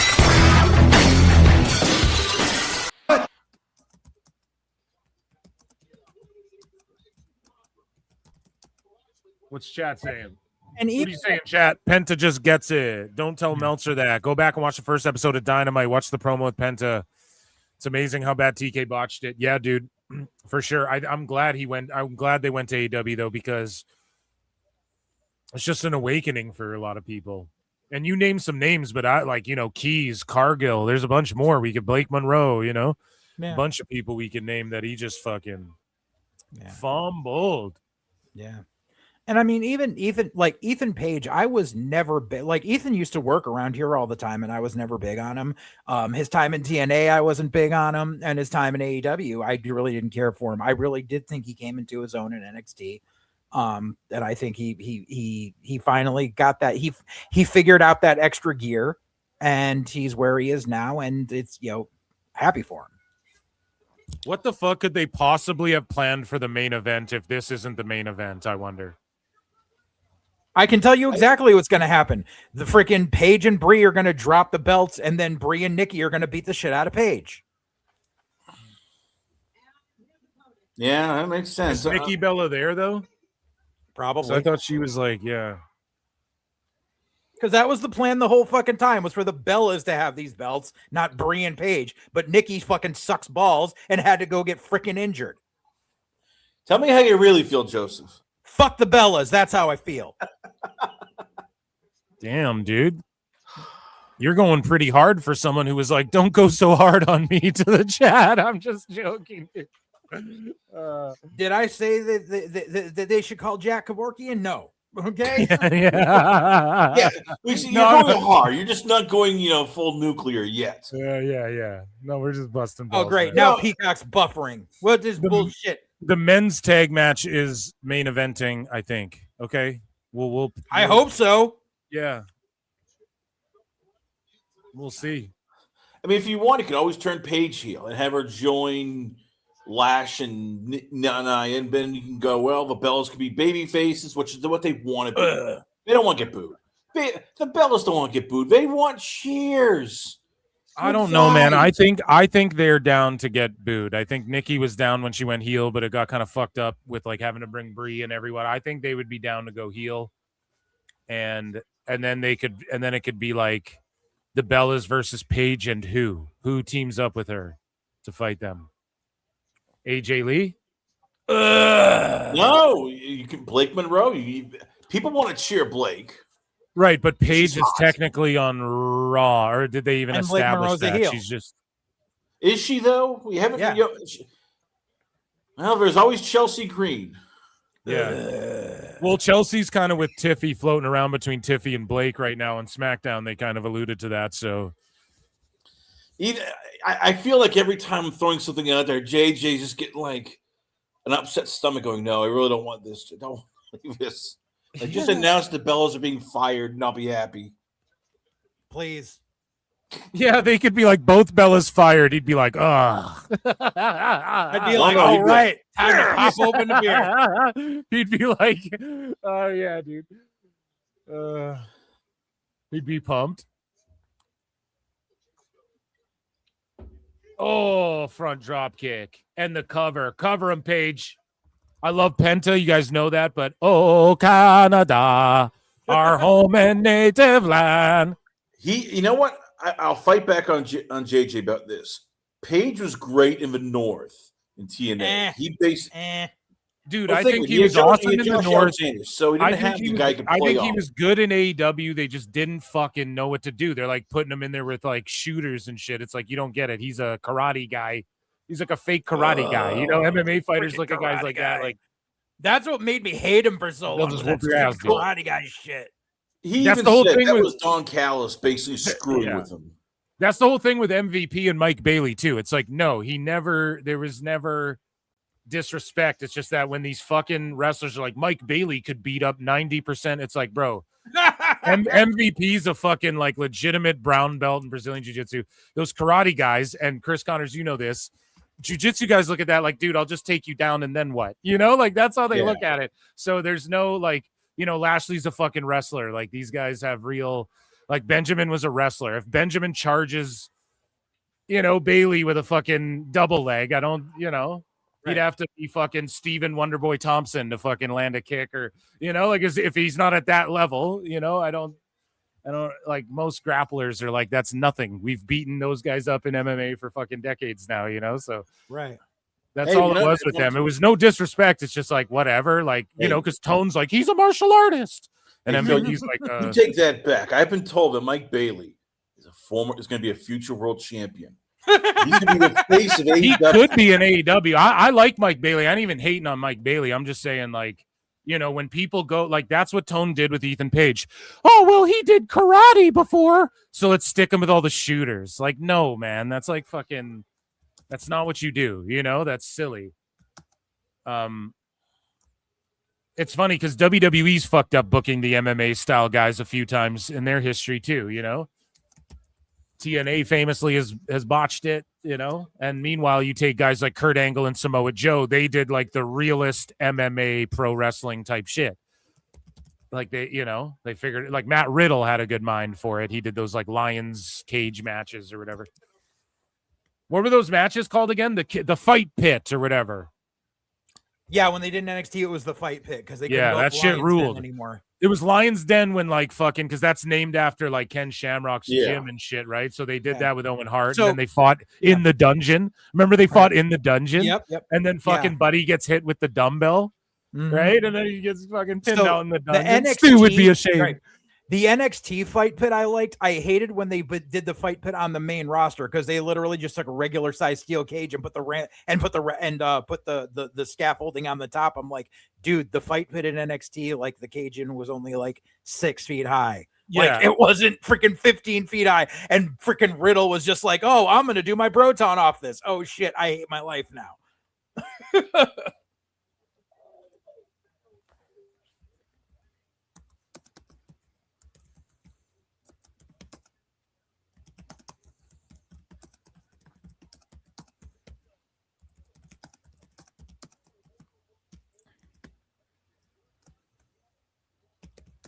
Oh, hey, look, they're even pushing that AAA is on at 10 o'clock tonight in the lower third. So they're like, keep watching wrestling when this is done. Yeah, I'm watching the fuck out of AAA, dude. It's the go home for the Mask vs. Mask and Ludwig, who we're about to talk about. Yeah. That's why I kicked your leg from your leg, and that's why we talked about what we're about to talk about. Yeah, me and Chris talked about that yesterday. Yeah, so Ludwig, he got like a hero's welcome, El Grande. We're gonna go over some of that here in a bit. Kick to the back of the leg. Penta, reverse sling blade. It's more of just like he doesn't really sling blade it. It's more of just like a reverse face buster, whatever you want to call it. Yeah.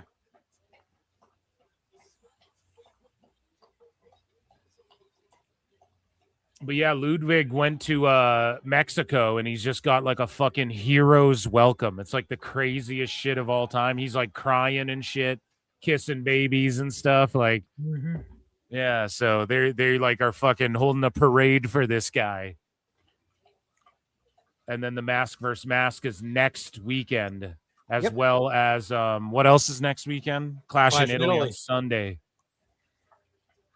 Hell yeah. Penta with the dive. These guys are going off. Yep. These guys are going off.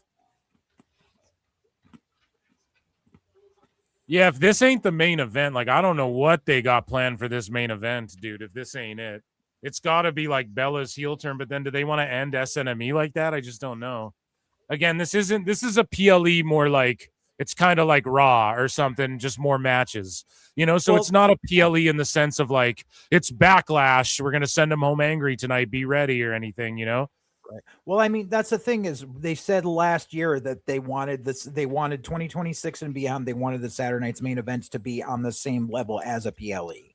So they're like a B show PLE. The only problem is this one is literally 6 days before the next actual PLE, and that's like I said yesterday, that's some Tony Khan booking bullshit. Like you shouldn't. So somebody on X, I'm at Pro Wrestle Times on X. If you guys don't follow me, somebody said that Bronson Reed will return tonight to help the Vision or get involved with the Vision to end the show because we don't know what the main event is technically. He had what, elbows, collar surgery, or I'm not sure. I'm actually not entirely sure. Ask Scott Steiner. You mean Lex? No, I mean ask Scott Steiner. He's fat. Yeah, so he suffered a distal bicep here in his right arm. Yeah, he's not coming back till probably like late summer. Yeah, I mean, I don't like. Yeah, I'm not his fucking doctor. I don't know, but all I know, these guys are having a banger and the crowd's on their feet. That takes time.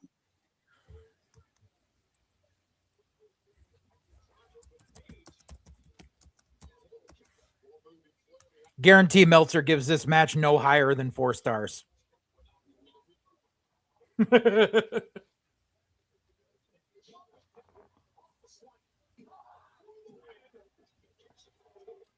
Oh no, he won't give it higher than 3 stars. I mean, no. They committed a cardinal sin. They left AEW. No, but that's the thing. That's why he'll give them 4. He'll give him 4. This match could go 45 minutes and could be on the level of Steamboat Flair. He'd only give it 4 because of the fact that they're not in AEW anymore. Take away 1 star for just them being them, and then 1 star for leaving Tony Boo Boo. Well, it's Penta, and they had Cuervo there before the show, and Ethan Page, young superstar.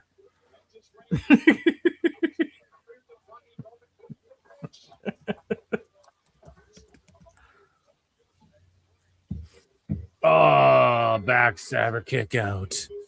Too sweet.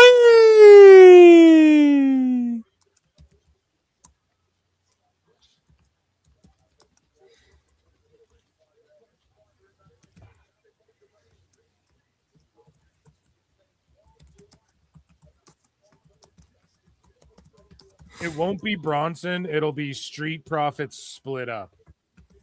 I mean, they've slightly been hinting at that, which I wouldn't have a problem with because I think Montez needs a singles run. The problem is, what do you do with Dawkins after that? Because Dawkins has a great hand, but he can't survive on his own. I mean, you could always pair him with R-Truth and have him feud with heel Damian Priest and whoever he's going to be with. I mean, Priest doesn't work as a good guy. They're trying, but it just because Priest is a fucking douche. That's why. Tell me how you really feel, dude. I've had heat with that motherfucker for over a decade. Have you? For what? Punishment Martinez? You had fucking heat with Punishment Martinez? Sure did. Let's talk about it. Big league and piece of shit. For what? What did he do? His trainer was out here begging all of us promoters to book him because no one was booking him and he was sleeping in his fucking car. And I reach out to him and say, I want to book you for a minimum 3-match fucking arc. And he big leagued the fuck out of me. I'm like, you're living in your car. He was like, no way, pa. No, he wanted way too much money for an indie guy living in his fucking car. He was is like, what I'm saying. rise for the rock star. Is that what he said? No. This is back when he was just transitioning between looking like a fat Samoan and looking like he does now. He was like in that in-between state. It was like 6 months before the ROH Top Prospect Tournament. So it was around that time frame. And yeah, no, not fucking happy with him. Fuck Damian Priest. Man, Niccolo Piccolo's going to be upset with you for saying that, dude. Oh, well. Nick also defends Sap at times, so Nick is not infallible. I was going to say, Nick also, I like Nick, but come on. But he basically will not, let me, trash on Andrade because he says most beautiful man in the world. Listen, the only infallible one around here is me, the queen of the IWC, Phil Marks. I got bad news for you, Phil. Your Montreal Canadiens are losing to a Carolina Hurricanes right now. You got to do something. You got to, will them to win here. These two are duking it out on the top. Yeah, listen, buddy. I don't am I pulling for the Habs? Sure, but fuck the Habs, dude. I don't care. Dude, does anyone see bootleg Sami Zayn sitting directly on hard camera there? Oh, shit. What is Paige doing? Power slam. Oh, my God. Avalanche style kick out from Penta. Crowd is going fucking insane.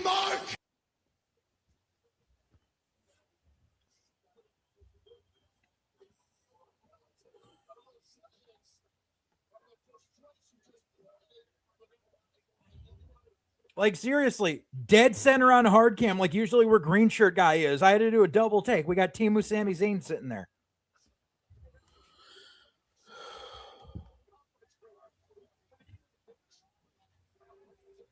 Well, you know what? Oh, wow, I am way behind. I am way behind you. He just did the Avalanche Slam. Yeah, dude, he's got the buckle off now. Freaking Peacock is behind. Oh, he used the fucking, oh my God. Oh, shit. Let's go. Come on, Canada. Wrestling's not fake! Fuck the Habs, man. We're all in on Ethan Page.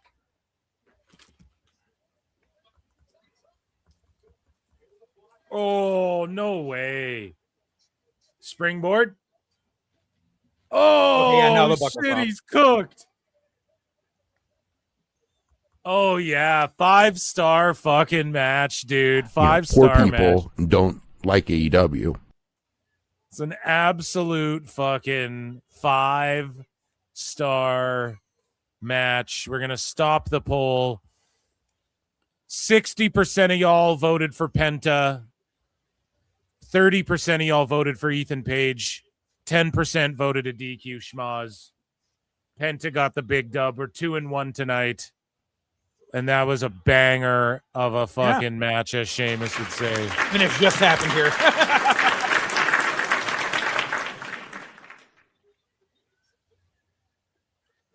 Paige just looks dope. Everybody's like, man, I can't wait to see these two guys mix it up again. And here's the thing with Paige.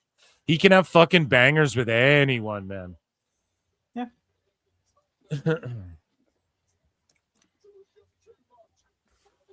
This should have been the main. This could have been for the international title in AEW. Ethan Page versus Penta El Zero Miedo. Or the Continental title. Or well, fuck it, no, because or the national title, or one of the other 18 belts. In this perfect dream universe, yeah, there's only one like international, intercontinental title. You know what I'm saying? And here's where Tone's a dumbass. Like, buddy, you don't have the continental, you don't have the international, you don't have the national, none of that. You have the all continental, and then it's your own thing. Instead of calling it the IC, you're all elite. You call it the all continental, the AC title. It was right there from day one. Tony Khan. And he fucking doesn't know how to book or be creative in any way. Needs to hire Phil Marks. Remember the all Atlantic belt, and there were freaking flags on it of countries that were nowhere near the Atlantic Ocean. That was the most hilarious shit. It's like, why is there a Japanese flag on the Atlantic title? And I know Paige, and I get it. We're going into this match as underdogs, but I believe in us because we beat number 4, and I know we can get it. Let's just be honest here, all right? This was never supposed to happen. I wasn't supposed to be your tag team champ. This was supposed to be Nikki here. None of this was supposed to happen, but here we are. And on paper, yes, we're the underdogs. We're not supposed to win tonight, but guess what? We're gonna.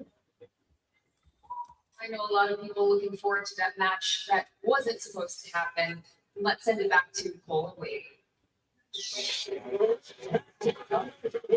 Okay, yeah. So it's the men's tag main event. Okay. Street Profits split up. Street Profits split up. One of them joins the Vision. Okay. I don't know if they join the Vision. I'm gonna join the Vision. No, if they split up, they'll go their own separate ways. One of them joins the Vision, the other one's just by himself and teams with Seth and shit to fight against the Vision. I feel like what they're going to be going forward with after Clash in Italy is there's going to be a contingency of singles guys who are going to be flipping heel and bonding together to go against the Bloodline, because they're going to be like, we don't care if people like the Bloodline. We just know what the Bloodline used to be, and we don't want that to happen again. So they're all going to flip heel because they don't want the babyface Bloodline in charge. And it's going to be like LA Knight and Montez and a couple other guys. Well, you know what they say. Wrestling's not fake! Okay, so let's get into, we have some more news, ladies and germs. So WWE superstar Alexa Bliss signs with Prototype Talent Agency. No John Cena. So good for her. I've never heard of it. Who is this? You guys will know. This happened on Tubi, on Evolve. This young lady here hit just a spectacular fucking moonsault. And everybody's like, oh, this is crazy. Yeah. Fuck. Just her hang time. Like a bunch of the veterans in the game came out on Twitter and were like, yo, this is one of the best ones I've ever seen in my career. Yeah. You know, like she might have the best. So let's just look again here. And floating right through the air with the moonsault. Yeah. And Layla Diggs. Layla Diggs. Yeah. So are you guys high on her or what? I mean, she's got a great moonsault. I don't pass a lot of judgment on Evolve talent because unless like I've worked with them personally prior. So I'm gonna keep an eye on her. But I mean, you know, it's great that she can do that. It's a matter of what can she do besides that. So and how I'll does keep she an eye handle on a her. live crowd that's big? Right. Just the hang time in the air on that is just crazy. Right. Because Hector Garza used to have a beautiful floating moonsault back in the day, but Hector Garza didn't really amount to a lot, like in America, I'm saying. I mean, whoa. I mean, besides the drug charges, unfortunately, because that really. I'll even do it for the more recent. Like Jada Stone at TNA is great with doing moves. She can't do a promo. So yeah, Tone just wants to sign her so bad. Tony wants to sign everybody that's young, flippy, and right. He sees clips and is like, I need to sign them. So speaking of getting signed, matches and promos, Tony. Speaking of getting signed and can she cut a promo unlike her dad, Marie Malenko comments after signing with WWE. Since birth, baby, knew what I wanted and got it. Let's get to work. God's plan. So, yeah, I hope the best for her. Hopefully she inherited some of his technical wrestling abilities. Yeah. We move along here and what do we got going on? So Nikki Bella is set to appear on Celebrity Wheel of Fortune. It's a different game show, but Nikki Bella, come on down.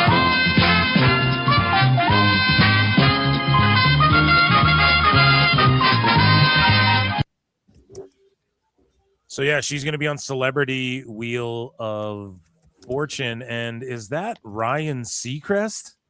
Yeah. Does he host that shit now? Yeah. Oh my God. So other celebrity Pat Sajak's guests. dead now, right? That's fucked. I'm not sure. Did he pass? I thought Pat Sajak passed. That's sad. So Nikki Bella is set to appear on Celebrity Wheel of Fortune when the show drops 10 exclusive new episodes on Disney Plus and Hulu.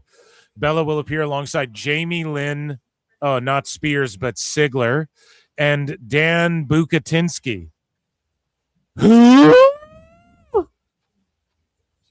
are those people? Oh, no, Pat Sajak is still alive. He's almost 80. He just retired. Who are the names again? You know what? Because I was thinking Alex Trebek. That was why. Because Jamie Lynn Sigler, and Dan Bukatinsky. So Jamie Lynn Siger is Meadow from Sopranos. Okay. All right. And you said Dan Bukatinsky. He is you know him from HBO's show The Comeback and from Scandal. Okay. Shows I didn't watch. Yeah. Me neither. So other celebrity guests across the 10 episode include LA Dodgers players Freddie Freeman, Kike Hernandez, and Miguel Rojas. New Girl stars Hannah Simone, Lamorne Morris, and Jake Johnson. Top Chef hosts Kristen Quiche, Brian Austin Green, Pittsburgh Steelers defensive tackle Cameron Hayward, Vanessa Lachey, Jordan Sparks, Hassan Minaj, Sarah Chalk, Kelly McCreary, Billy Gardell, Action Bronson. Okay, I know who that is. I recognize about 6 of those names. Seattle Seahawks wide receiver Rashid Shaheed, and others. So there you go. She was also on Mr. Beast, one of his videos or whatever. So okay. And Brie was on it too, and she beat her. Yeah, good for them. And that, ladies and gentlemen, was WWE news. We have a little Law and Order. Okay.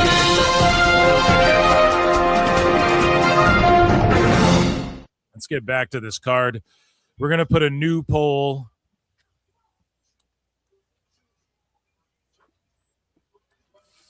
In this motherfucker. Who do you think wins the WWE Women's Tag Team Championship match? Okay, guys. Let's all lock in here. We have Brie, Bella, Ella, A. Under my Brie, Bella, Ella.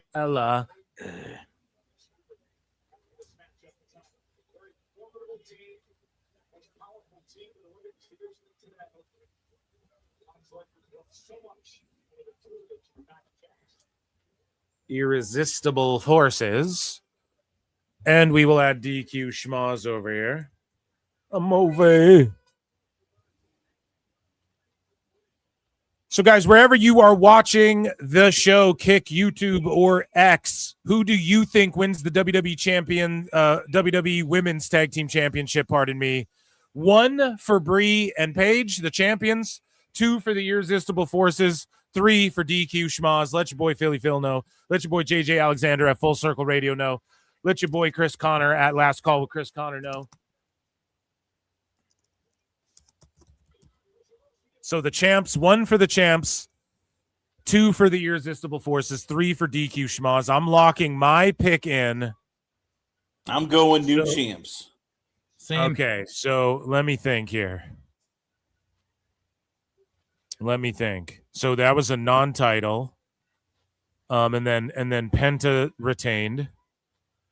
I think the Vision's gonna retain because we're going to see one of the Street Profits join them or Bronson Reed. I mean, I don't think it'll be that because people were saying how long the injury takes is like up to a year or something, 9 months to a year. So I'm going to say that the Street Profits split up. One of them joins the Vision. If it's me, I'm putting Dawkins in with the Vision. And then you can push Ford by himself. And also, like, not that he's going to be in a faction with Seth, but he can team up with Seth against these guys, and Penta can team up, like whatever, you know. It's and then they can fight, and then the Vision can start fighting the Bloodline, you know, and Tez can go and do his own thing. So, I am locking in title change, the Irresistible Forces. Phil's picks is in 2 for the Irresistible Forces, and it's split. 40% say the Irresistible Forces, 40% think DQ Schmaz. Like they're gonna find a way out of this one. I don't know if they're gonna do that, but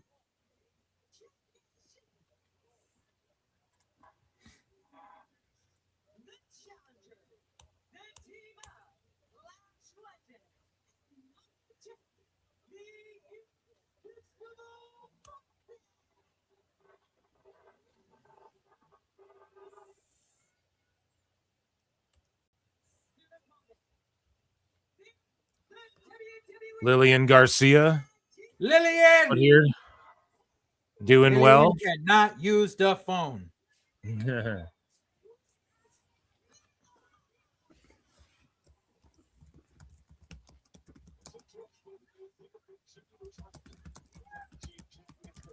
they're even using the old school MSG freaking microphone for it. Yeah, she was out there earlier too, but see, you know what I think they should do for the tag belts, and maybe this is lame, but what I think is that like they put the plates on the side. If you're a tag champ, you should each get one of each other's plates, you know? Well, yeah. That way you don't have to worry about who's holding whose belt. Right. So Brie's belt has her plates on it, so she's obviously going to grab hers, and then Paige's just have her plates on it, on hers. Yeah. So if I don't know. I think it would be cool if tag champs like either they use a team plates that are matching, or they or like if you want to put a name like a team logo then a name. I'm all good with that, but I'm just saying that it would be cool if they did one. I would give my tag partner like my other plate and go half and half with them. That'd look cool, but just pointing that out again, a minor nothing, not even a real critique, just just saying what I would do creatively, man.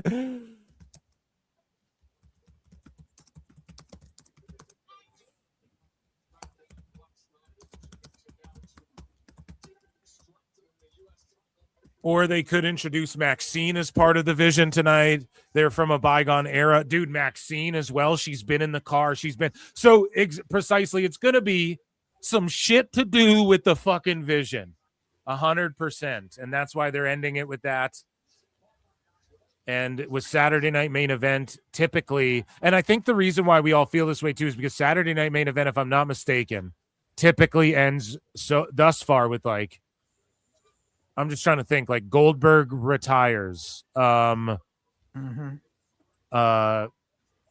else happens? The Cena night was like a monumental fucking night, and it ended with like the R-Truth stuff and all of that. So I feel like they always, Saturday night Cena tapped out to Gunther on Saturday Night's Main Event.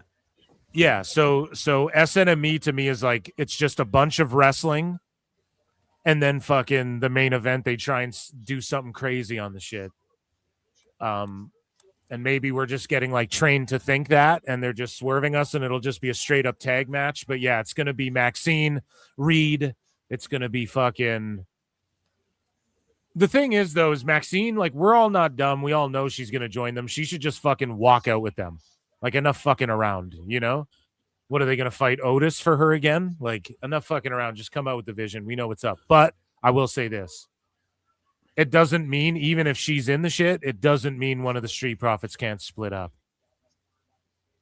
and fucking join them.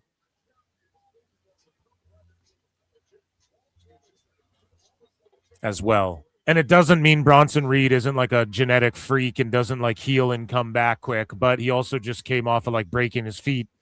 Jumping off the cages, so I don't fucking know, dude. I know JJ calls him Fat Andrade, but because he is, but he can fly around a little bit. But maybe you should tell, like, does he give up the tsunami? Like, he keeps fucking himself up. He can't fly, he can fall. Yeah, exactly. But that's what makes his move so cool. But like, does he keep doing that? Because that, you got to think about it too. Like doing the tsunami, that's a lot of impact on his arms and shoulders.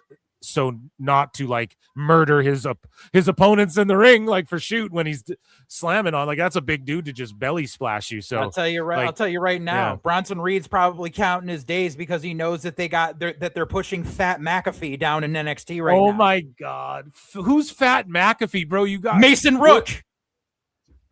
Is Fat McAfee? Look at him. Oh my God! Dude. Look at him. He looks like Ralphie May ate Pat McAfee, so I call him Fat McAfee.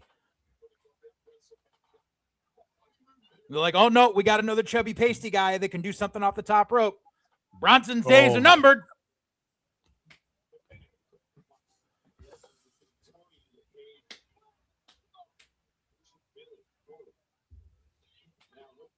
Irish whipped into the corner, big lariat.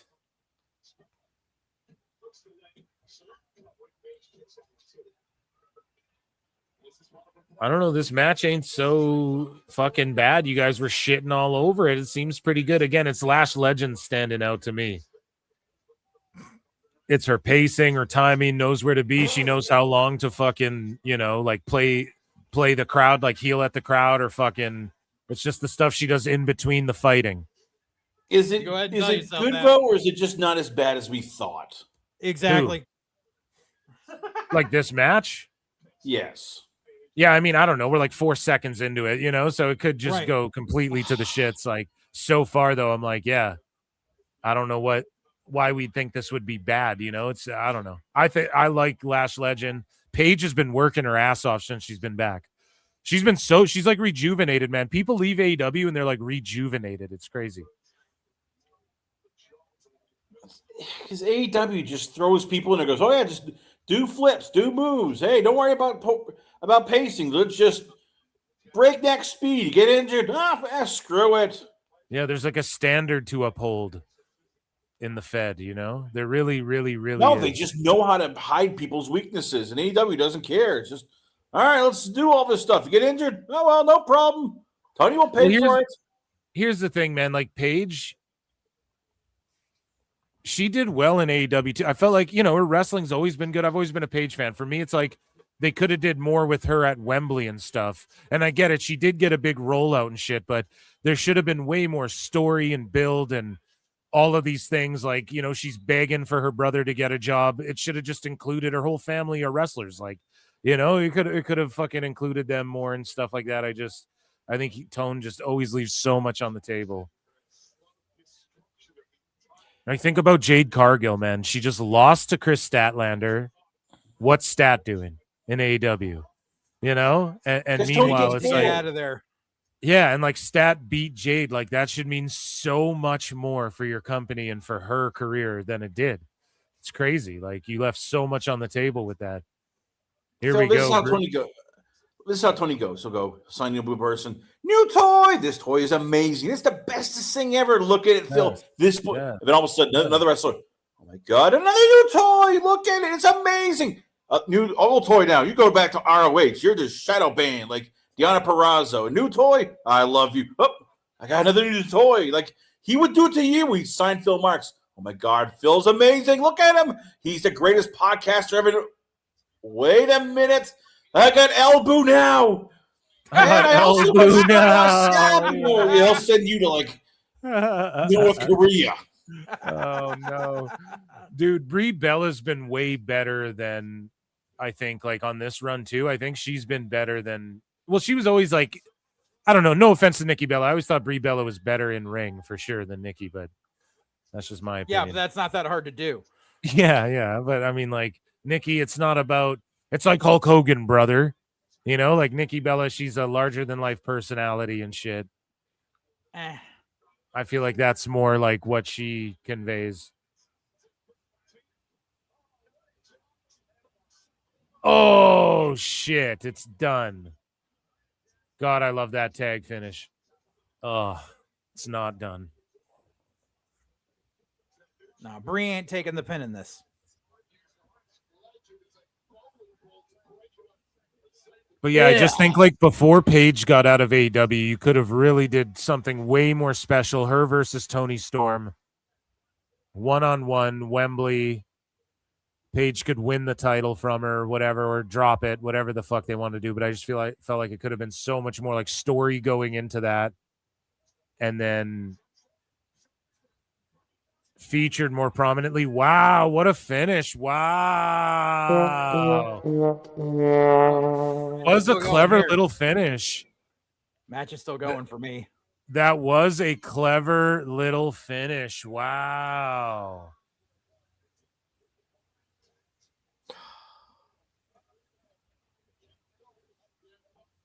Man, these matches are short. Damn, I just don't know. Like, did the Irresistible Forces need to like hit their finish for this finish to happen? Like, I feel like they didn't need to like waste hitting their finish too. But whatever. Again, that's a nitpick. I mean, I like that because like you don't see that all the time. So I'm down with the finish. And this match wasn't the drizzling shits, but also. It was a Gaga match. Nothing is like, on this card so far. And Paige Penta was really good, but it wasn't like, it's the greatest thing I've ever seen. It wasn't like 5 stars blow you away type fucking match either. So, oh my God, it's the greatest thing I've ever seen. In fairness, Phil. But it was a great like television match. Sorry, what were you saying, Chris? I was going to say, in defense, 2 of these women matches, as JJ can attest, are like my haircut, shit and short.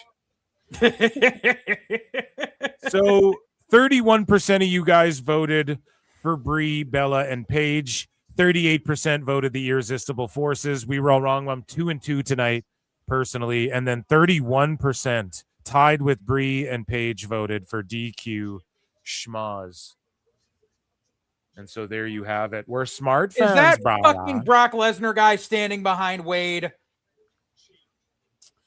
But yeah, they definitely are doing this is what I was talking about earlier with Roman and like Jacob and shit. It's like, I don't know, man. You have Rhodes it's very Attitude Era-ish where you have like Rhodes as a babyface, but he's doing fucking heel shit. And then you have Sammy not doing any heel shit and everybody's just booing the shit out of him. Like you can say kicking the gingerbread man in any normal world, like kicking that mascot's ass, the babyface kicking his ass, everyone would be like, yeah, fuck him up, It's like the sin emoji. If someone just drop kicked the sin emoji, everyone would have been like, yeah. But instead, it's like, it is what it is. So like, that was a heelish thing to do, hold the ropes and kick her booty and fucking hit the roll-up. But again, I'm kind of popping for it because it's like, you don't see that all the time. And I just, Cody and Gunther's going to be on the free part of the goddamn PLE. Jesus. I don't want to see like Brie and Paige necessarily like hitting their finishes and just one and doneing like Nia or whatever. So that's a way to like, you just narrowly escape Nia and Lash, I suppose. So I'm not mad at that. But again, just a short, quick, to the point match. And I don't know. So far tonight's like a C+. I give it like a C+. Well, it's Peacock. They don't care, and I don't mean that in a nasty way. They just just contractual obligations right now. Yeah, it's ESPN we care about. Hey, Netflix we really care about. Peacock, look at this package they're playing about tag teams now, guys.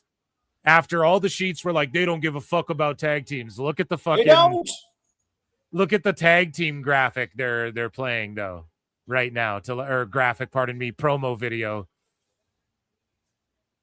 I mean, they have to for Saturday night. The Saturday night's main event it's one of those things where it's like, this is trying to draw in the casual fan. So you need to show the promo package beforehand of this is what this means, because this is one of those things that people are flipping through Moxley on their payback, and they need to see what's going on. No Moxley with the Shield. Yeah. Kane X-Pac, that rules. Gotta throw in Soul Patrol. Yeah, you got to throw in the barbershop breakup too, even though that's like a team breaking up. Doesn't really show unity, but yeah. I like that they're doing this. Like, why don't they do this more? Do they show a New Day, or is a New Day now like been excommunicated? No, listen, man. The New Day could walk into Dynamite tomorrow, and they still got love in WWE, and nobody's gonna hate on them in WWE, man. They did so much for WWE. There's no New Day in this fucking promo video, though. Oh, was there not a shot of New Day anywhere? Nope. Okay, Nope, I didn't so notice. far, Yeah, no. I thought Barbershop you did spot window, New Day, and I was like, they're not gonna fucking cut him. Andre and Haku, but yeah, no fucking New Day. No New Day. Was Demolition in there? No. Oh, yeah. Were they not? No. Yeah, they were. See, that's here. Listen, man. I bet New Day was in there too. Like 100 fucking things. No, because dude, it's still going on for me right now, and I'm telling you what I'm Okay. seeing. And yeah, I mean, Demolition might have showed up early. There was a lot of Steiners in there.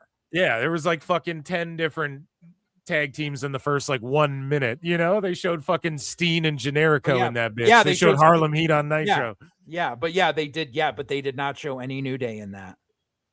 Well, So I'm sure that's what the I'm sure IWC is going to be bitching about that on Twitter within the next 5 minutes. Well, this is what they're going to say. They're just going to go, WWE's listening to social media. It's going to be like Alba and these geeks going. No, they're going to be saying Triple H is racist.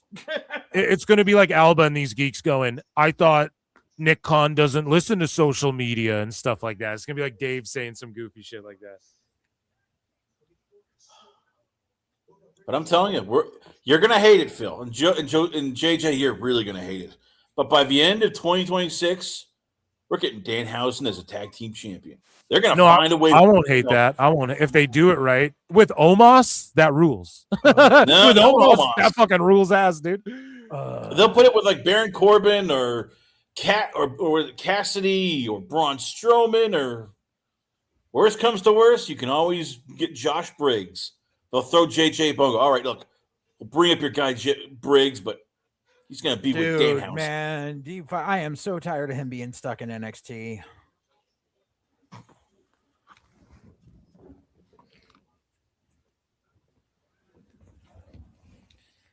Okay, I'm creating the poll. Who do you guys piss off the wrong people?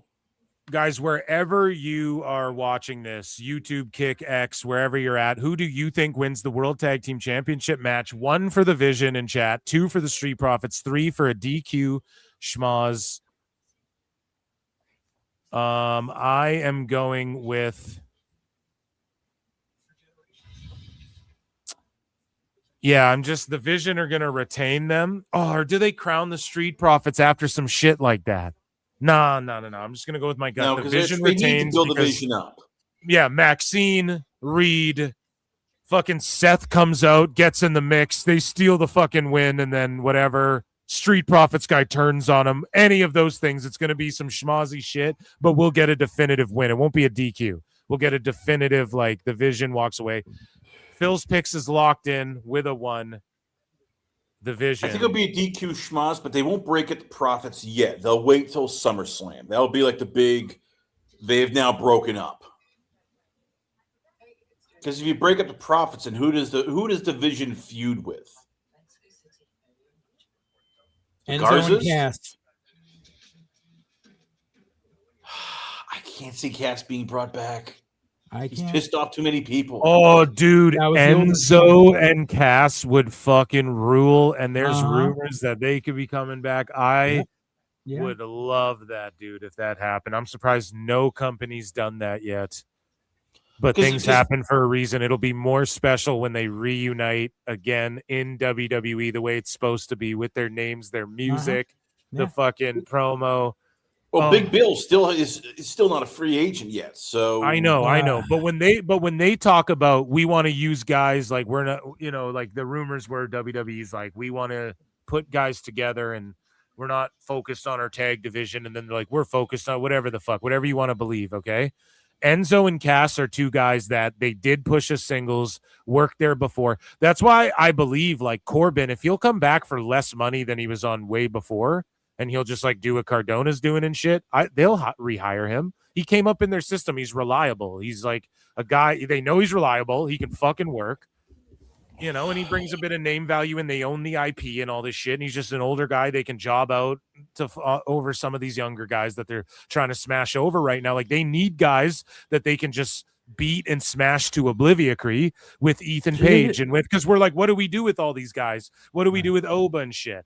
I don't know, Oba versus Baron Corbin. That would work. Like Corbin would get it over. He's good enough to where they could fucking work together, and Oba just beats him or whatever. It doesn't. That's why doesn't need to be this big if they deal, bring but back Corbin, they got to bring him in with Dijak. The two of them as a tag is just that would rule. And those are two guys, bro. And those are two guys that again they can push them as singles, or they can team up, and they both worked under their fucking system, and they know what to do. They know how to work in the fucking So again, and they could just job out to guys that they're trying to push. So when I hear shit like that, it doesn't shock me. It's like, yes, bring Corbin in. I'm not even mad at it if that's what his job is. If they and who knows, maybe the new skyscrapers are like the next big thing. I don't see Dijak coming back, but I do. I don't see him coming back. I don't see him. If they did, I wouldn't be mad, but I don't see him coming back. I see Corbin, but not fucking Dijak. I think Corbin's at a spot where he would say, "I'm not coming in unless you bring my partner with me." And they won't bring him in. I mean, I just don't think Corbin and Dijak. I don't think Corbin and Dijak are even partners like that. I don't think Corbin's like they're partners, but it's not like Corbin's gonna go die on a hill for fucking Dijak to get back in the Fed. I don't see that either. But I think he would go to bat for Chris, is what I'm saying. Sure, and I'm not hating on either of these guys. Like if Dijak came back, I'd pop for it. If it was like we're bringing in Enzo and Cass, we're bringing in Dijak and Corbin, and if they did it to like make the tag team division seem more heavyweightish, and that's why they're like, yeah, fuck off, Motor City, Machine Guns and shit. Right. Although, how the fuck didn't they just send the Machine Guns down to NXT to coach for the rest of their contracts or something? Like, man, those guys could impart so much knowledge on the next gen. Like, that's probably what they'll do after they get their fucking bag from Tony. Yeah, you're probably right. They're gonna have one. They're gonna have one match with They're gonna have one match for sure with the Bucks, right? And then they'll get fucking relegated to nothingness. And then when their contract's up, they'll become fucking coaches. They have too many coaches. They're going to have more coaches than they have wrestlers at some point. They need coaches, though. It looks like they have too many coaches, but the coaches they have, some of them have been there for far too long and need to take a step back. And some of them, like, they're only good at teaching people certain things. Like Matt Bloom is a great coach at teaching guys how to work like big men, but he can't teach people smaller how to fucking work that style. You need someone else. Terry Taylor's only going to be around for so fucking long. You know, he's old. He has a mentality that doesn't fit in today's standards. Like there's only so much he can impart. Sean needs someone else to help him book. We've been over this 1,000 times. Sean knows how to do is fucking, you know. Like you have Sean Spears, who's basically an assistant coach. He's going to be pushed up. You have, like, I'm just looking here at the rest of the NXT coaching. You have, oh God, so many freaking coaches here. It's like, oh.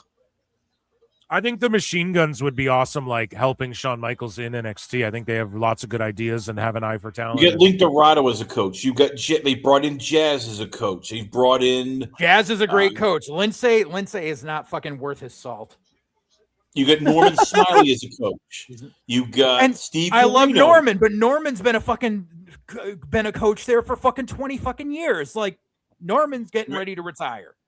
Steve Carino, Tyler Breeze, Wesley Blake. I don't understand how Wesley Blake has and William Regal and shit too. Like William Regal's in and out of there. Fit Finley. He's in and out of there, but Regal's working with trips on the road most of the time. That's why. Like Carino's been a coach there for God knows how long. He's getting ready to retire. Like a lot of these guys that are coaching are in their 60s now. Like it's time for them to, go by their wayside. You got Timothy Thatcher. I mean, you know about like Tyler Les Bate Thatcher. And, or Les Thatcher or Tim Thatcher? Timothy Thatcher. Okay. Tim's got some time left, and I love Tim. Tyler Bate and Dunn. They can send down there. I mean, you'll have R-Truth if you want to keep him and have him teach how to get people over. I mean, they have all these guys who are going to be, you have guys like Rey Mysterio who are going to be retiring soon. You'll have Ray's going to be working AAA though. Yeah, Natty's coaching at LFG. It's mm-hmm. And then you got even people like Punk, Randy Orton, Sheamus, who's like, if they want to stick around, what are we going to do? Fire producers, move producers down to coaches. I mean, it just got too many people.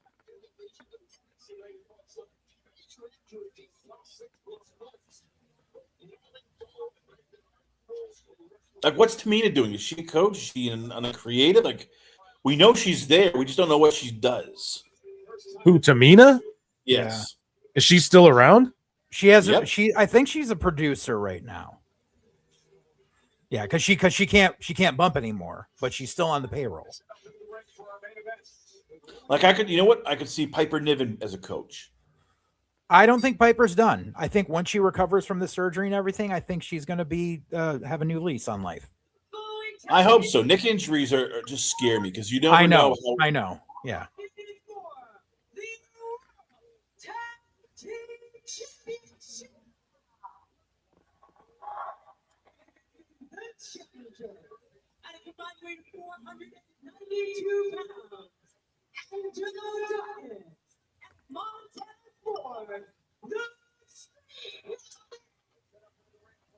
I could see Santino as a coach eventually.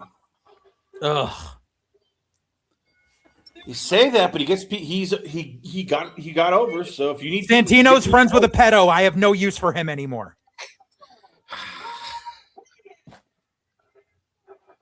See, Santino Morello? Yes. Yep. He took a picture. He took a selfie with Marty Scurll like 2 fucking weeks ago. Fuck him.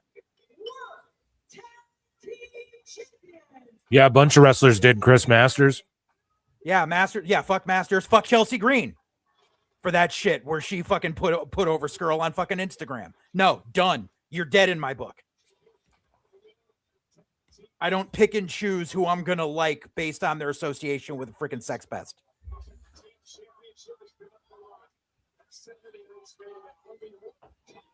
Oh, I forgot. X-Pac is now a coach. Oh yeah, dude, X-Pac rules. He should be. Let's go.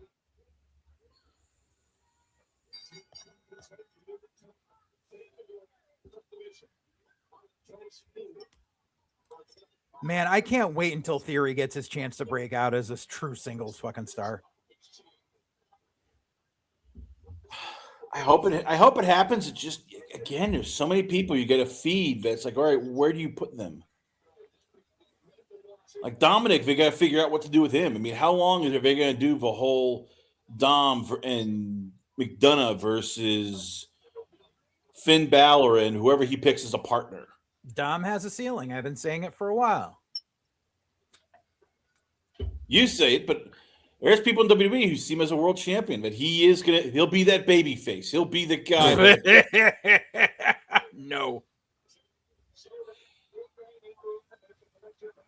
I'm telling you.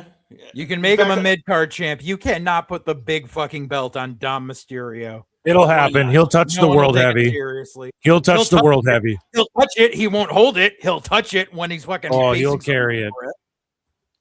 He'll carry it. Hey, a mutual friend of ours believes he's going to do it. That is Dis. That's nice. Dis was also freaking begging for Ted DiBiase Jr. to be part of the Orton fucking Cody storyline. How did that turn out? Well, we didn't know that he owes Randy Orton money. So if we had that information, it'd be a different. And in fairness, he just didn't want Pat McAfee. Nobody wanted Pat McAfee. This would be like you getting Christmas for your wife socks. You'd go, oh, no, that gift sucks. I'll take anything else but that. Or me getting like an Irish wool sweater. No, I don't want that. That's what Pat McAfee was. I know you liked him, but nobody else seemed to like him. I don't want that.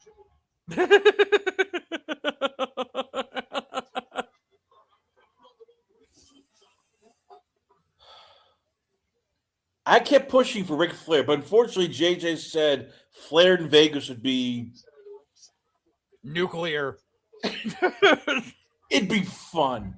We hire you as his basically personal babysitter. What can go wrong? No. In fact, Phil, I have breaking news. I have a word from my sources that JJ Ric Flair used to dance the night away at strip clubs in Vegas. Never happened. I have never set foot in the city of Las Vegas, let alone with Ric Flair. Yeah, you have to sign an NDA. That's why you say, yeah, it never happened. But I've heard differently. But they call it, Slick Rick and Big Double J. Crowd's red hot for this shit. Well, yeah. red hot for this match. It's the main event. It's between a guy who everybody can't stand versus a tag team people love. Yeah. Logan Paul is the only guy who could probably get Rhea Ripley to turn heel by association. That also, like, I'm trying to think back, and like, I think with the exception of like their early run in NXT before they really got over, I don't think the Profits have been heels. Dude, this match is real fucking heat. They Logan tried Paul's with Bobby so Lashley, but good. just He's felt so like good, man. Okay, half measures.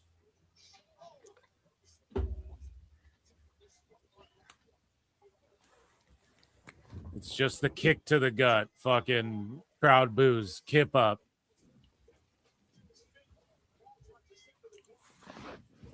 Oh, over the top. Damn, dude. Ford's going off.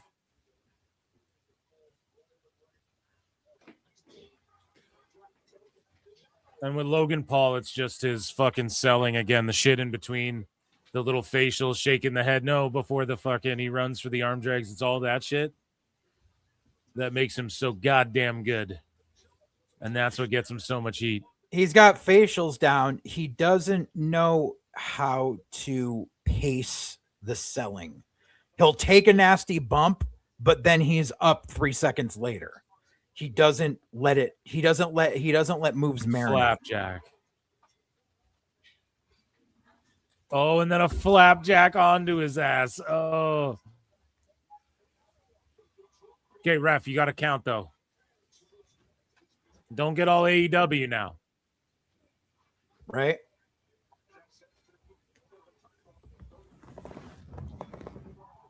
Now, where I'm okay, let's say that, like, this is where I'm okay with it. When there's a team and they're not on the apron or one of the people aren't in the ring. Like, if there's one guy from a team in the ring, then there can only be one person from the other team.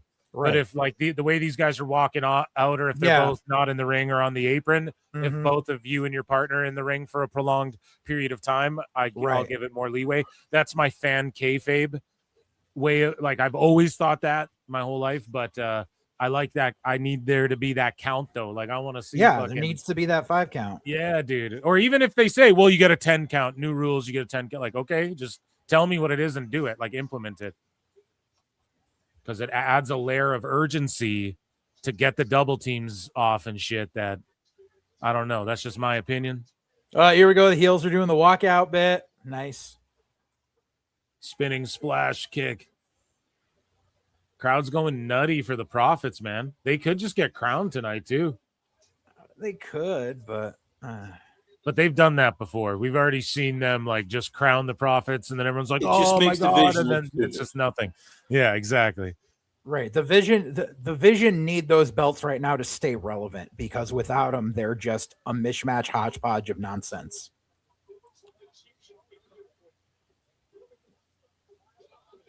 Because Paul Heyman is not a Band-Aid. Oh.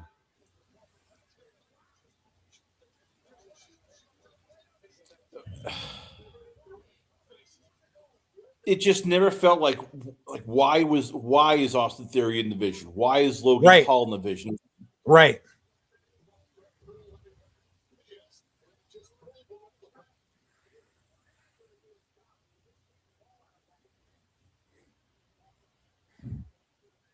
And the only reason Heyman attached himself to freaking Botch Breaker is because he thinks he's the next freaking Bork, and he needs to freaking hitch his gravy train to someone when Bork is gone.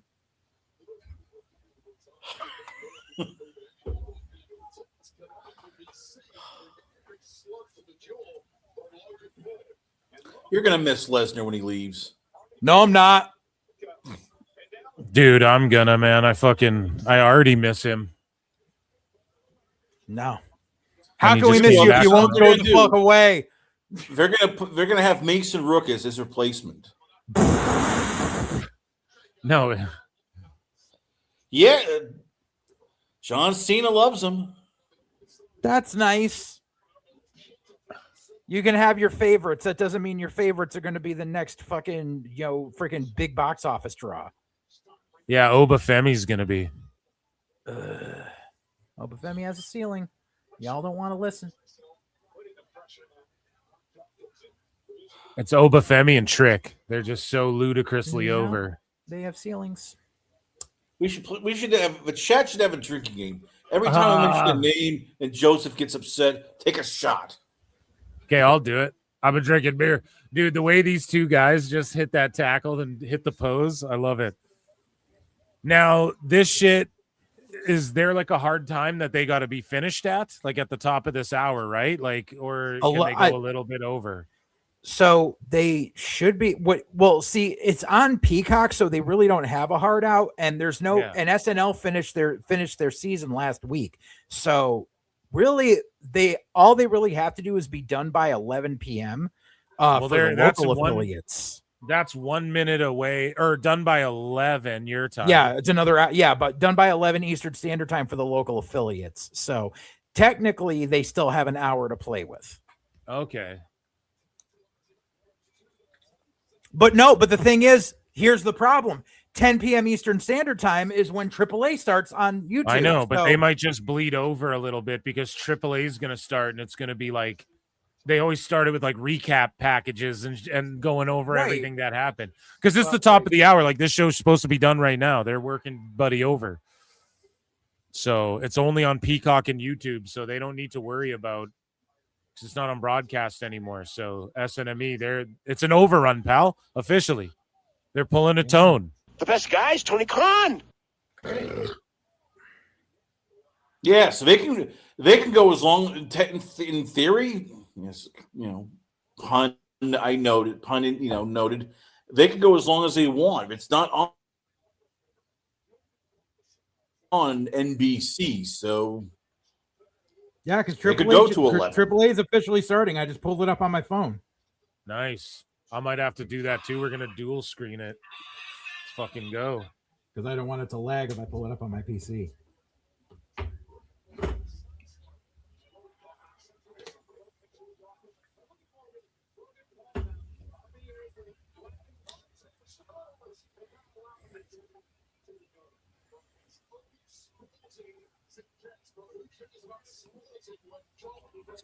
So 89K watching on YouTube SNME, and then there's like 6K floated over AAA. Notice how all of those manufactured Fire Logan Paul signs just appeared on hard cam. I think we're going to get a Joe Hendry run-in.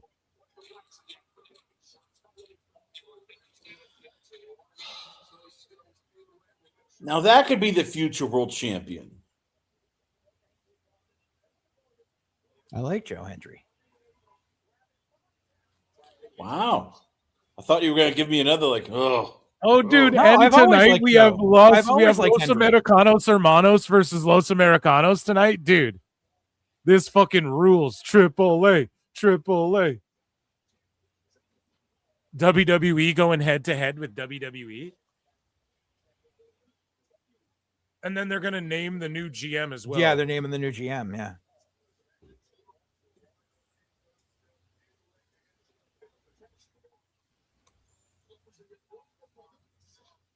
It's La Parca. It's El Hijo de Dr. Wagner Jr.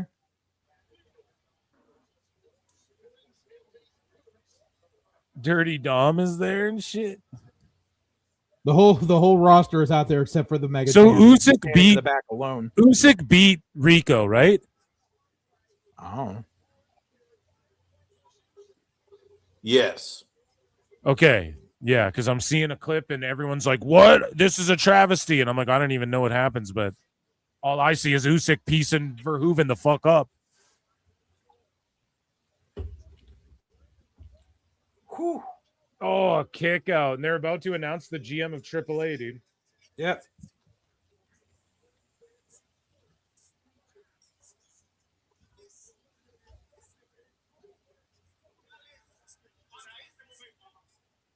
Sabado.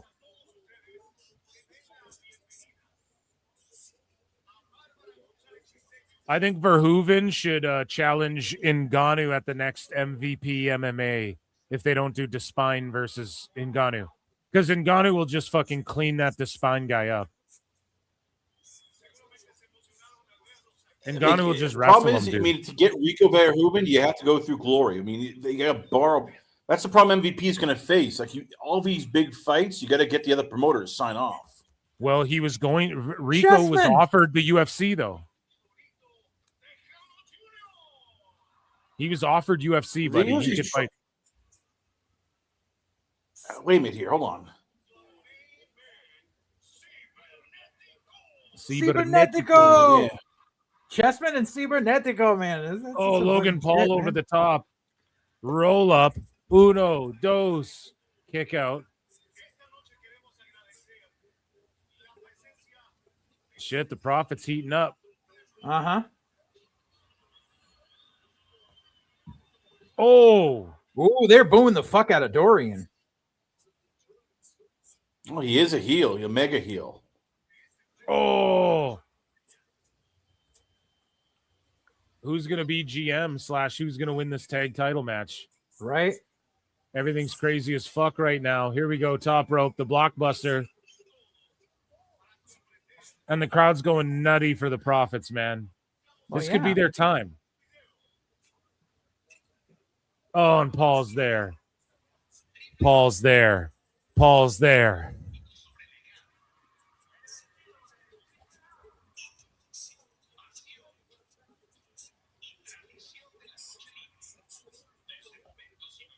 Yeah, Rico Verhoeven was offered in Ngannou, pardon me. And I think he was talking with the UFC. They might have even offered him a contract, but he was offered the Ngannou fight, but then the Usyk fight became a possibility for him. So I think he'd fare better in MMA than just straight boxing. All right. Oh, dude, I'm like a full minute behind you on Peacock now. Like, I don't know what the hell happened. The Prophets, dude. The Prophets just did the freaking blockbuster, and Paul just broke up the pin. Oh, yeah, you're like a that's how. minute Right, exactly. Crowd's going nuts over. Oh, my God. Every time he does that post fucking plancha, whatever you want to call it, dude, it scares the shit out of me. It's crazy. It amazes me he's still doing that with Javon. Oh, my God, no. Oh, holy shit. Holy shit. Oh, my God. This is crazy. Oh, my God. They're just going to do it, huh?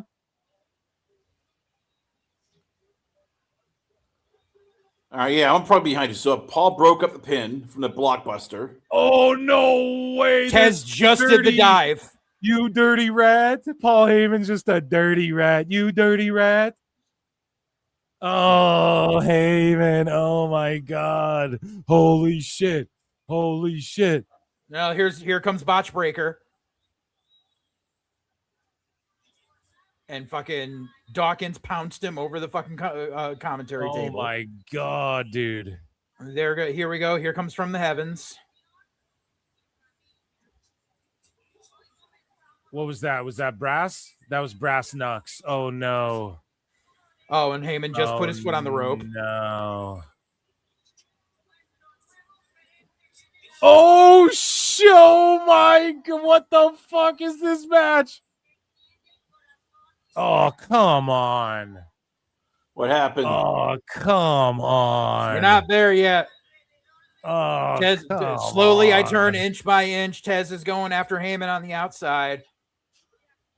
I don't like, even though it's who I picked, it's just, I don't like that fucking, it was just a good heel. Like, fuck you. Knucks. Oh, boo. Good finish, man. That was a good match. The end of that match was just fucking nutty. And Docs with the freaking tope to the outside. 1, 2, 3. Okay, yeah, Theory wins after pinning Tez from the brass knucks. Okay.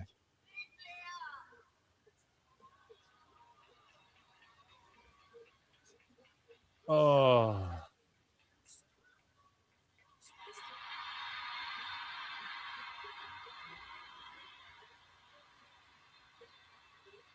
You see the lady in the front Oh, row shit. They just named Ray the GM at AAA.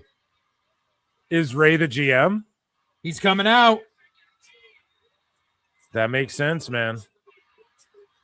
I thought Ray was going to win the fucking Mega Championship at least once before he retired. He can still do that, though. I mean, he not still as a could. GM. You know what? He's a GM, right? So it was none of the crazy shit we thought. It was just, flat out Breaker comes out and they retain. And what's going to happen with the Street Profits now? They're going to continue on the teasing of if they're going to split or not. I mean, eventually Breaker's running back. Yeah. Oh, and he's spearing the shit out of Dawkins.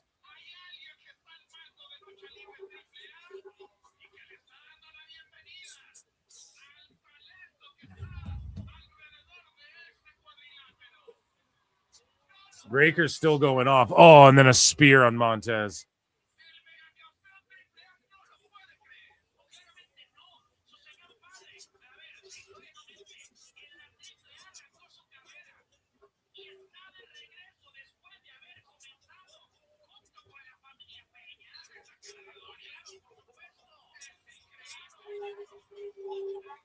That was a shitty spear.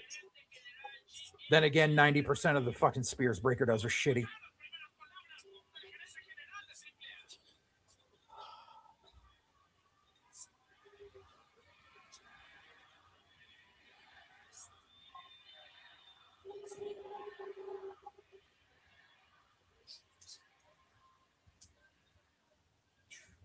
Okay, chat. What do you grade WWE SNME?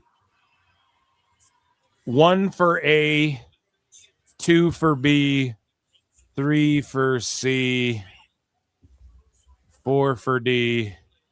I'll put this on here, guys. What do you grade it? Overall, I am going to grade that show a B. I'm going to give it a 2, a dose. Ooh. A 1 for A, 2 for B, 3 for C, 4 for D. Let me know wherever you're watching, wherever you're tuned in. So I'm going to now switch over to AAA. Rey Mysterio's in the ring. Yep. And he is the new GM. And I think he could definitely still do a match. He could, but down the line. Yeah, but as it is now, it's like it works though, like because he's not going to be wrestling a whole shitload. But it's funny how he avoided like retiring to Gunther so far. Yeah, I mean, because what do you call it? I talked about on White Heat. He came out he came out a few months ago and said he was retiring at Clash in Italy, and he doesn't even have a fucking match on the show. And JBL was really pushing to become the general manager, and he could eventually, and then Ray could wrestle again. It's not like, Mick Foley was the commish. He still went and wrestled and shit. Guys, what do you grade Saturday Night Main Event? What was your, Chris Connors, what was your thoughts on the event as a whole? Was it effective? Was everything good? Solid SNME or what? What do you think?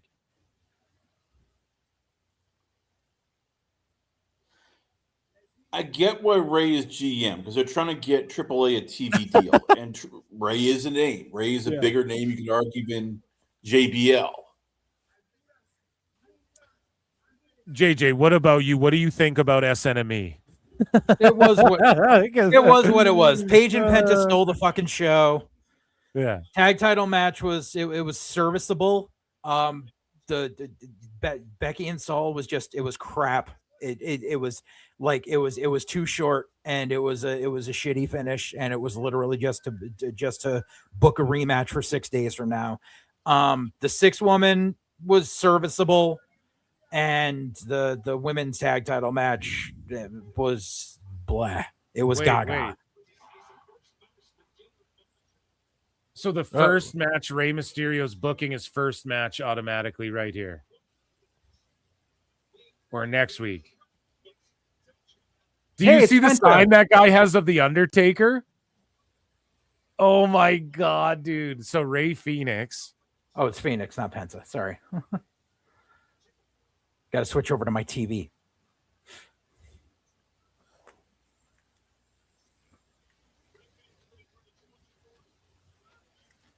Oh my goodness.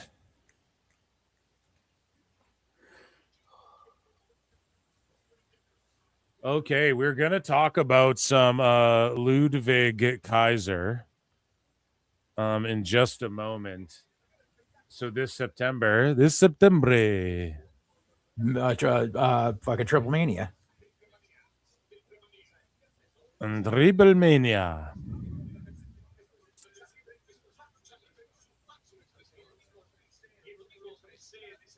Cruiserweight Championship match, Phoenix versus Laredo Kid. That's his first act as GM. I don't think it will be good for the Lucha Bros if Ray wins the belt here. Just a bunch of 1s, 2s, and 3s in chat. Yeah, keep voting. 1 for A, 2 for B, 3 for C, 4 for D. What do you vote Saturday night's main event? I'll tell you one guy who knows the thing about AAA. Ladies and gentlemen, Chris Jericho. God damn.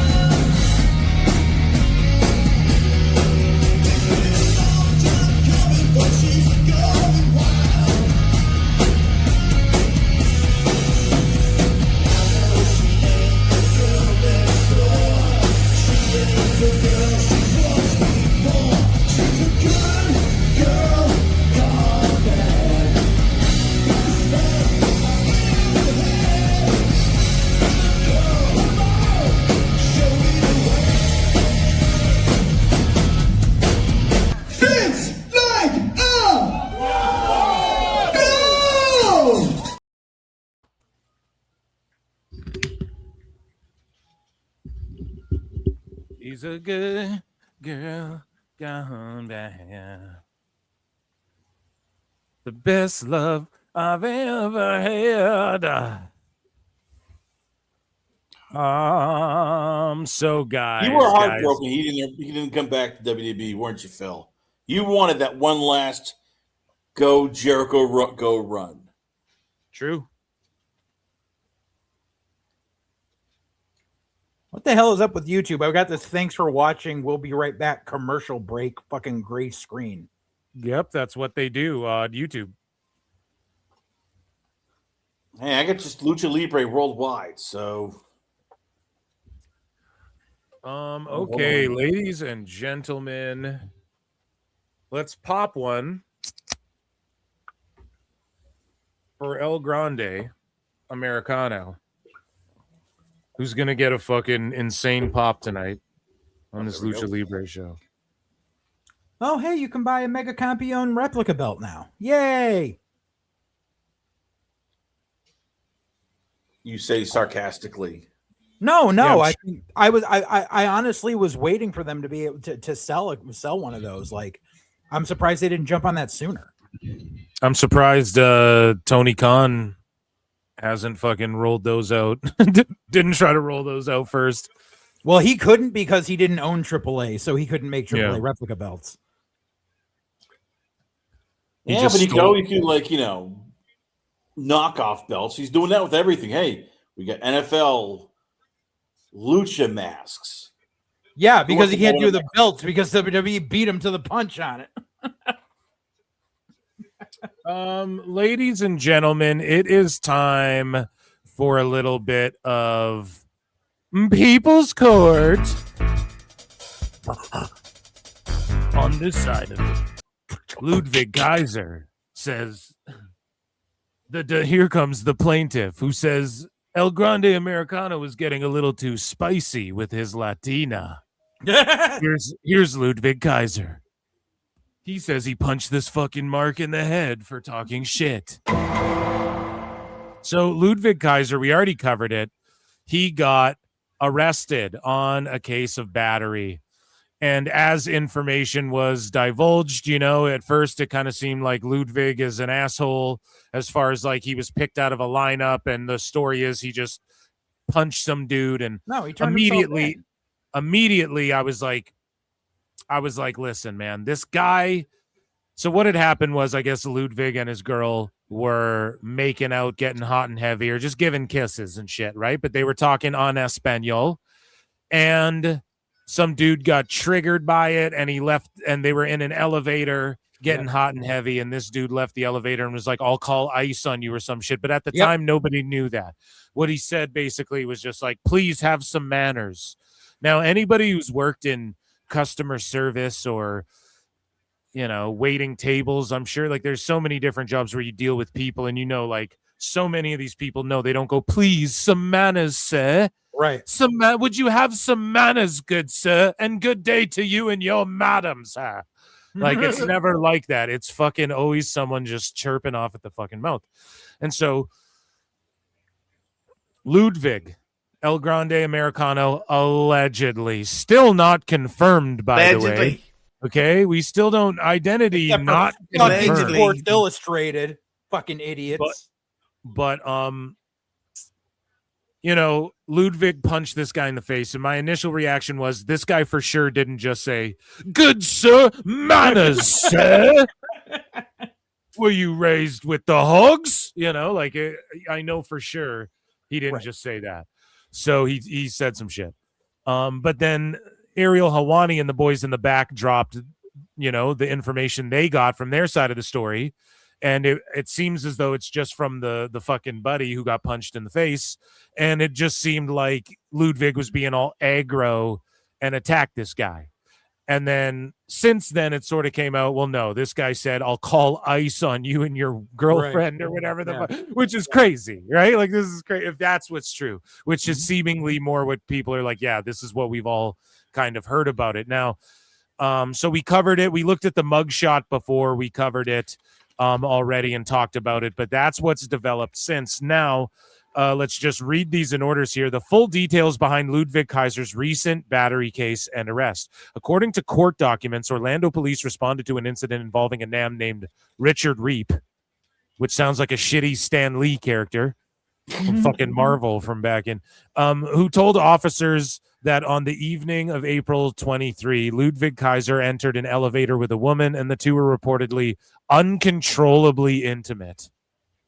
So he was finger blasting her right in front of you. Like, what are you talking about? No, they were just fucking making out. They were making out. No, I know, but I'm just saying the guy who said this, like, who would ever say to anyone uncontrollably intimate?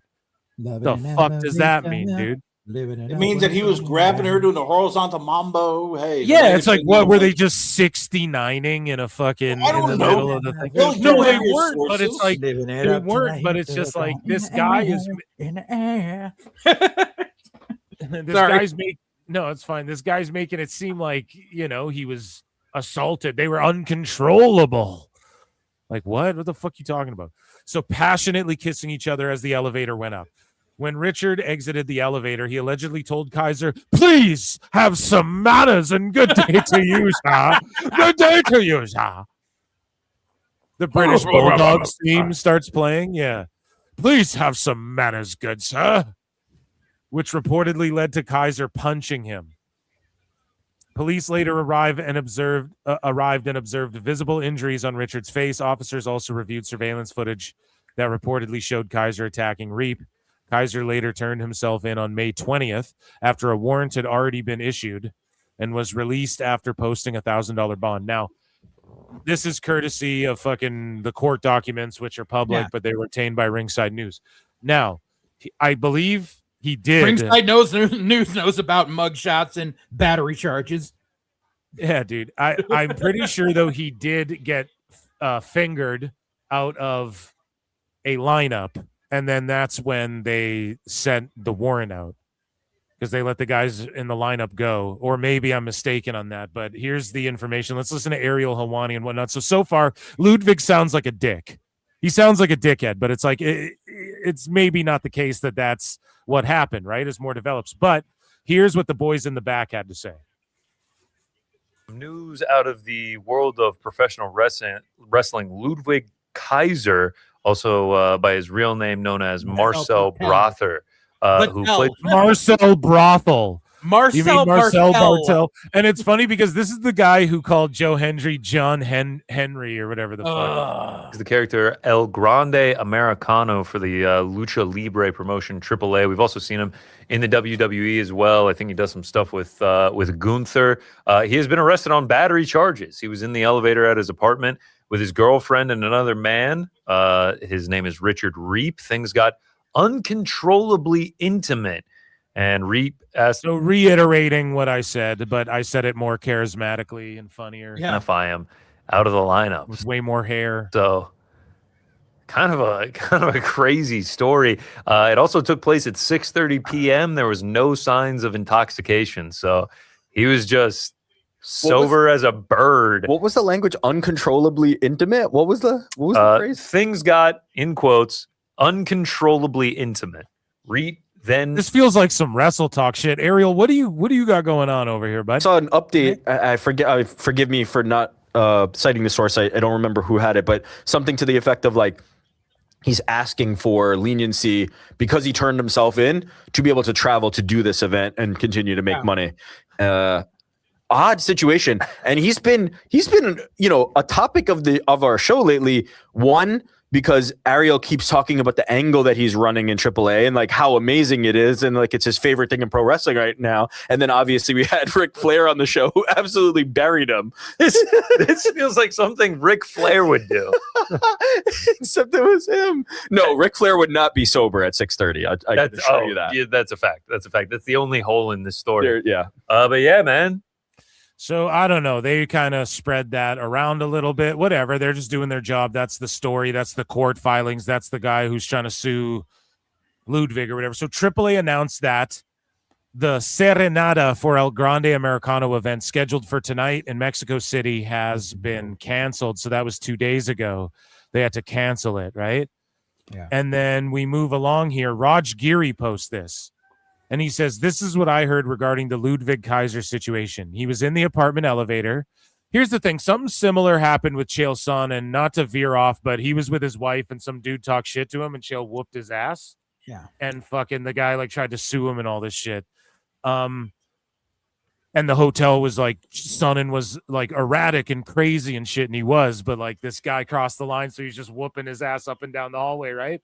And he's a savage. So anyways, he was in the apartment elevator with Andrea Bazarte, and they were being affectionate, but nothing crazy or out of the ordinary. Reap allegedly didn't say anything in the elevator, but once he got out on the 12th floor, he allegedly said something to Kaiser to the effect of, you need to show some fucking respect. So Reap,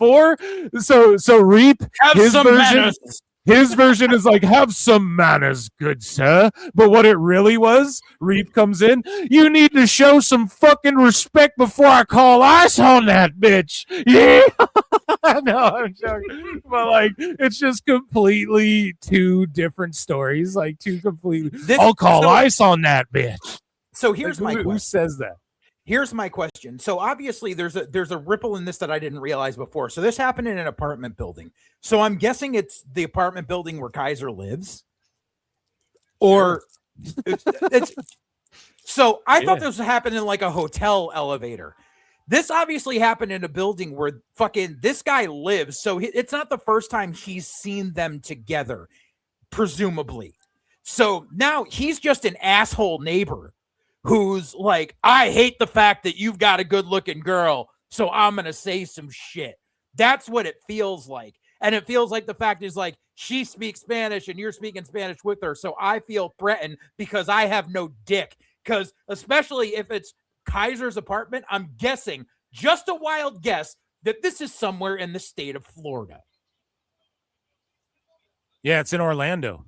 Exactly. So typical Florida man doing Florida man bullshit and got smacked for not keeping his fucking mouth shut.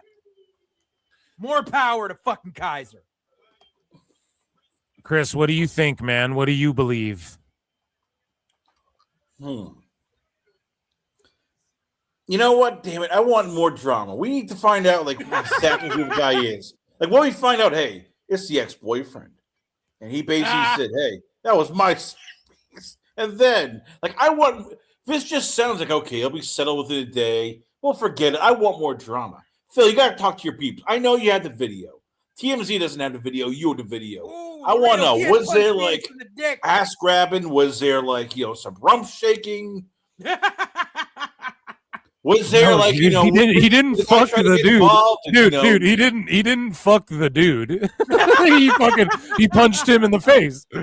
Right? He wanted to fuck his girl, and this dude is tripping. No, if the ex-boyfriend could have been, hey, that was my side piece, and then all of a sudden, none of this punch. He kicks him right in the nuts. He throws him out the elevator. Then we see another punch.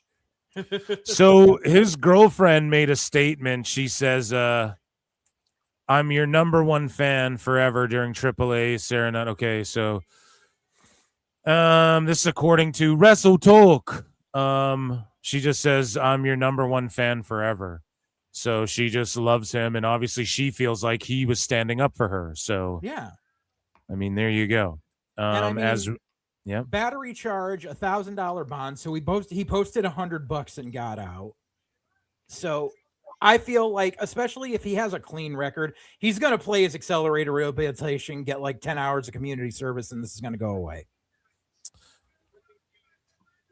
So yesterday and today, or just today, I'm not even sure anymore, but Mexico went nuts and is going nuts for El Grande, and he went home to Mexico, which is kind of funny to say, but he returned home, and man, the streets were just parading for him. He was in tears. He's with his girl, Andrea, whatever her name is there, and sorry to butcher it, and she and him were very publicly affectionate and, not caring about it. And if that's how they were in the elevator, it's nothing out of the norm. But yeah, the people going nuts. Like, they're storming the streets.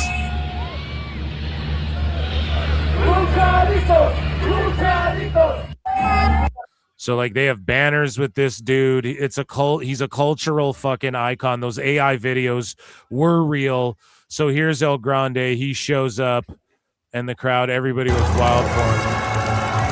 He's in tears, and he just gets the hero's welcome. And there's no way he loses his mask. Like, for sure, Gable's gonna lose. Who would have thought, man? Dude, you start with a fucking... With a gag. You start with Gable doing gag lucha thing, and then he gets hurt. So then Ludwig just does it with no explanation, and then it gets over times 10.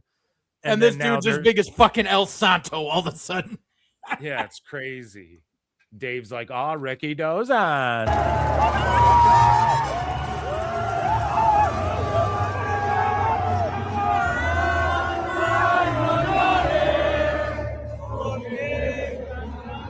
Oh, he's singing De Colores. I know that song. Yeah.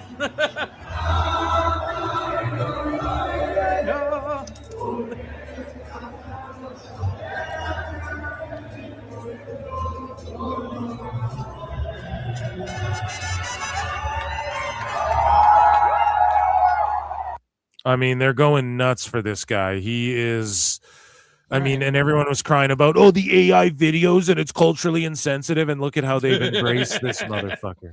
Right? It's the funniest shit ever. Here's El Grande having a moment with his girlfriend in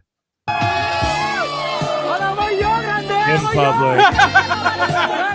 Everyone's cheering them on. No one gives a fuck. That dude in the elevator was just a pussy.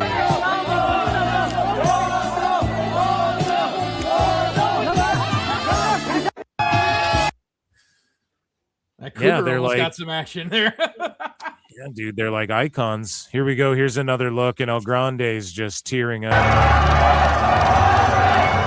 Funny, because Ludwig would have made it as just Ludwig as well, even if he split up from Gunther. Like, he would have been good just being him, but like a more polished and just a larger version than being the henchman. He still would have done really well. Right. But this he would have been a bigger version of JD McDonough. Right. Well, yeah, and that's not even necessarily a bad thing, but now he'll be a world champion, like in AAA and in Mexico and shit. He will be, and he'll go down in history. And it's like, and he won't just be remembered as like a foreigner heel bad guy.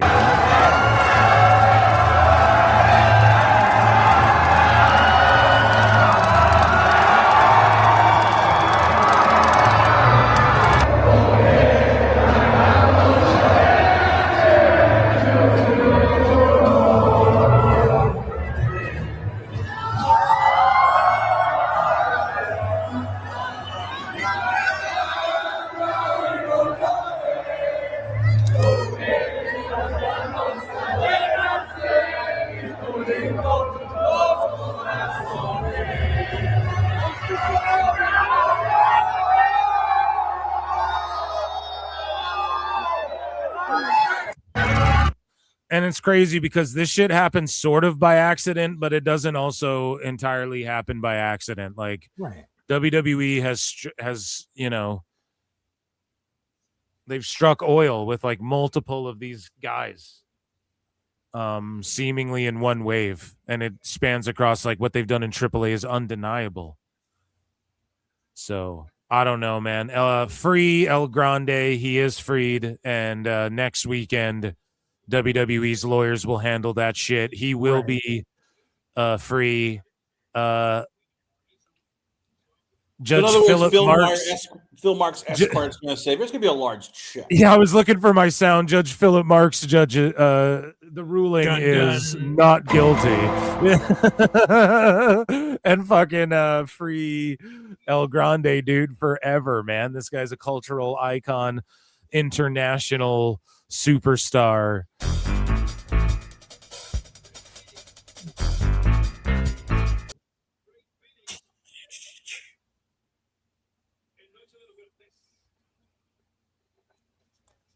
So Ray Phoenix is getting an opportunity. What did I just miss there? I know that Phoenix got beat by Laredo Kid. Laredo Kid punched him in the dick, and then when the ref was turned, and then did the frog splash and won. So Ray just confronted Laredo Kid about basically like doing heelish shit to retain his title, and he's not happy with him. Oh, look, now they're showing all the shit that we just watched on your fucking feed on the screen. Yeah, it's perfect timing, dude. Synchronicity, man. In fairness of him, I'll just say this: I still never. Oh my god! An El Grande Americano pinata. You'll never what, Chris? I'll never get Mexico. I will never get it. They cheer for stuff in America. We look and go, hey, Mr. Iguana, why is that a big thing? And yet, for them, it's like Lucha Libre. Okay, so what do you grade Saturday night main event? 8% said A. 54% voted a B, 38% voted C. Nobody voted a D, so that's pretty good. And we have the Americanos Hermanos versus Los Americanos. Yes. Rayo and Bravo. Rayo and Bravo versus Bruno and Julio. Yeah. I know El JJ Chubby and like El take, Tasty. I love the Creeds. They need to be, give them some seasoning. They will be big. Motherfucker, the only seasoning these motherfuckers know is salt because they're white. They are white. They are bland. They are nothing. I think that they just got called up too early. I said that a while ago. You could have kept them in NXT for 7 fucking years. They don't fucking have it. Keep telling you, put him with Heyman. Have him, Heyman is not a fucking Band-Aid. Just listen before you jump on me here, because this is my plan. The division gets basically just rejiggered. You give Braun Breaker these two, you give them Briggs, you give them just big men. And that's all they do is just run roughshod into the roster. That way you can have your babyface bloodline finally, confront these big monsters who are just assaulting people, hurting people. There you go. Everybody looks like they fit, rather than Braun Breaker with a wannabe. And we can call the stable Poor Vision. Poor Vision. You know what? That's a real Poor Vision. Just for you. You know what? Are you the manager or what, JJ? Just for cracks and giggles. Chubby Creed and Pasty We'll have Creed will JJ never manage. fucking amount to anything.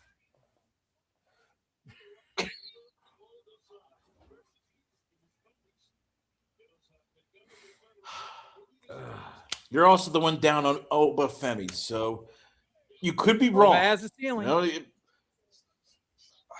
Yeah, that ceiling is being a world champion. No, well, yeah. A year from now, when people are calling him Rye Black, I'm gonna be laughing. Rye Black, and you called him Chalk Lesnar, dude. Yep. This guy is hitting them with all the fucking. You know what? I know how to fix it. I know how to fix Oba. We hire his professional man. He had Big Cuervo JJ. with him the whole time too. JJ, you can be the mouthpiece. You can be the one. Nope. I'll even give it. Triple H pays you $500,000. There you go. Fuck that. You can't pay me enough. I have principles. I'm not going to be the manager for a fucking caricature.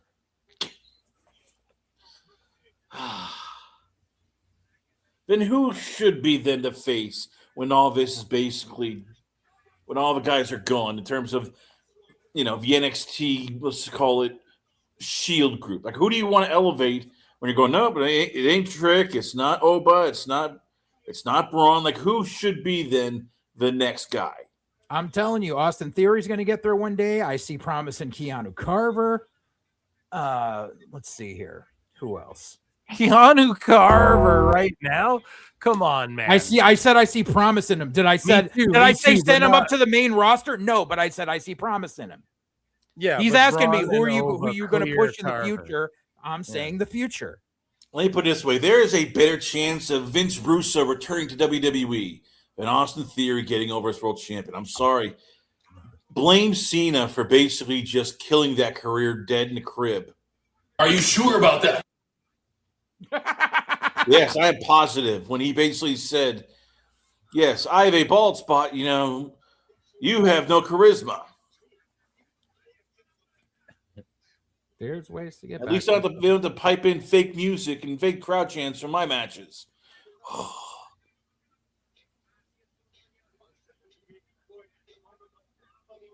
We'll see what happens. Bravo Americano snapping those jabs off. Ooh. All right. We don't. I'll split the baby. That's another beautiful story. Freaking, fucking Pete Dunne and fucking Tyler Bate. Like, they couldn't get over as themselves, but this gimmick has gotten them over like fucking Rover. Yeah, and it works so well. Right. Who would you taking two fucking British guys and making them luchadors? Like, come on.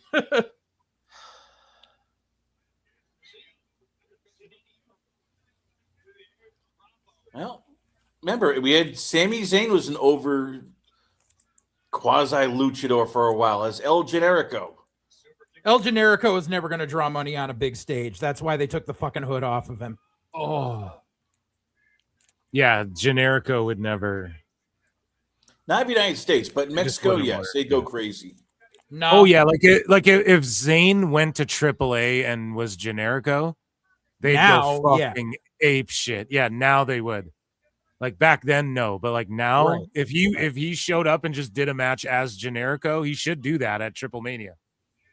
He should fucking just show up unannounced, just show up, and you don't even need to work an angle. He's just the mystery opponent comes out. It's Generico. That would fucking, the crowd would go insane. Nobody caught Brutus. Maybe they did, but he just fucking watched this Brutus cannonball. Yeah, nobody wants to catch him. Oh, they caught him, but that's a big boy, man. He hit pretty hard there. Ugh. Yeah, the ref's checking him. We want to catch Mason Rook when he does his moonsault. It's like, oh crap. Very No, get hurt. nobody does. Nope.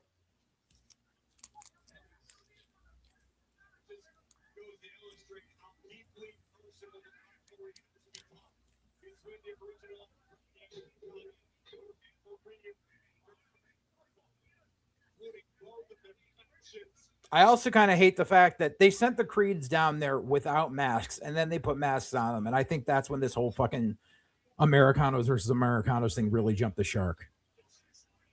It's Yeah, just they like- should have just sent them down. They should have just had the Creeds come back masks, I agree. Right.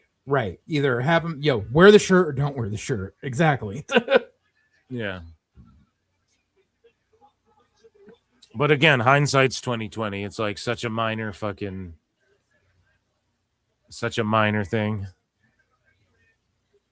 I think they're. I also think that the whole program with the War Raiders and the Psycho Circus is a litmus test to see if they can get Pagano and Psycho Clown over as a tag team on Raw. It's gonna be tough. If they can't speak English, though, like what do you do? Maybe they're learning English. Maybe that's one of the things that the reason they've been down there. They just put Psycho Clown in the mobile game this weekend, so they obviously are looking into, investing in these guys.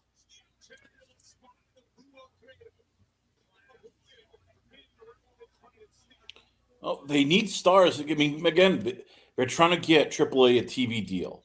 So the bigger they can make these guys, the more it'll help with selling. Like, hey, you need to get them on like Fox Sports or Fox Sports Deportes. Are they trying to get him a TV deal, though? Because I think they're happy with the way it's going on YouTube. Well, they're on Fox, too. Like, this show is AAA on Fox, but I don't know what In that Mexico, is. yeah. They want a deal in the Mexico, United States. Yeah. I think it's, so yeah, they he's want a talking about deal in the United States. States Yeah. deal. I mean, if they want a deal in the United States, then, yeah, I mean, I could just see them being happy with the numbers on YouTube, but right. Because if honestly, they want like one in the United States, I wouldn't be fucking mad at them aiming to do that, but I don't even know if it's necessary. right. I think they're happy with YouTube because I think if they were to I don't think they would look for linear television in America. I think they would just put them on fucking Temu. Not Temu, Tubi. They would make it part, because you can watch Evolve on Tubi. They would just put AAA on Tubi as well because Tubi's like the most watched free streaming service. So obviously they want to go in there. So there was about 90,000 watching SNME, and there's 47,000 watching this. So on YouTube, so they've got to be happy with that, Yeah. It's more people. It's more people than more people. No, I know. I'm not saying they're unhappy. Lunacy.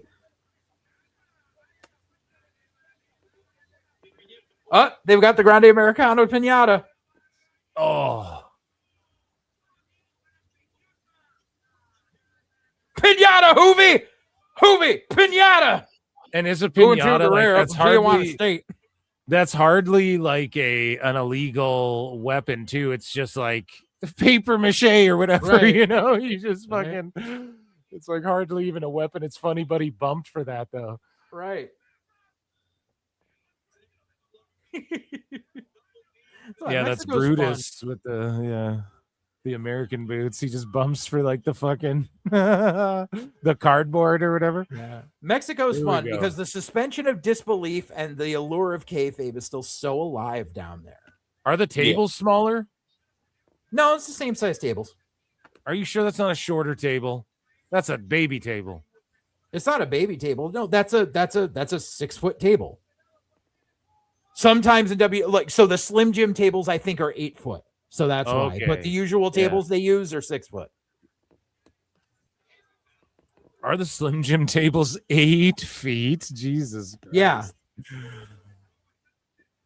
They use the longer one so that way it's so they can put more of that, They can put 2 logos on it, but they can also give it an even cut down the center so that way they snap evenly. It's a little harder with a 6-foot table because they're a little thicker. Because they always gimmick the tables now.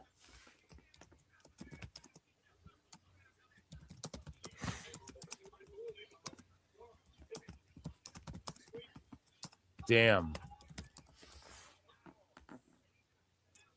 Julio just knocked this dude.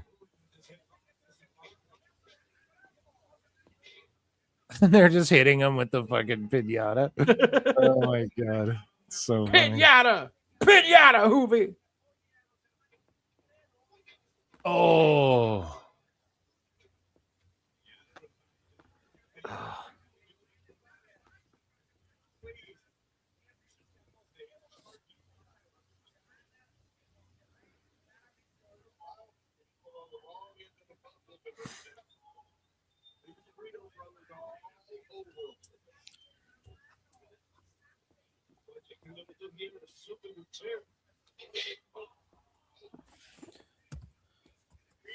Yeah, I don't know. I just like how the creeds kind of give off like it's kind of like Patriot vibes, kind of like yeah, like I guess Patriot vibes, sort of, you know. Don't insult Del Wilkes like that, please. I'm just saying, like, as far as their, yeah, I don't know. I'm not saying they're on that level. I'm just saying that it just sort of has that vibe. Whereas like Rayo and Bravo, Dunn and Bate, they give off they're like dancing it's around the Patriot and like with they're Tom Brady. How about that? Oh, fucking Tom Brady, man. Jesus. No, like for me, like they're on the level of like the Texas Hangmen from AWA. There's another guy taking you don't like. Not too many good experiences with Tom Brady. You know, that whole fucking you gotta book me twice as the Patriot and Salvatore Sincere, and I want 2 bay days. Like, dude, shut up. You're not a draw. He used to pull that shit all the fucking time. It was like, bro, nobody remembers Salvatore Sincere, and you didn't buy the Patriot gimmick off of Del Wilkes. You fucking stole it. Del fucking came out and said it numerous times. By the way, rest in peace, Del Wilkes. Wonderful fellow. Del was an amazing individual.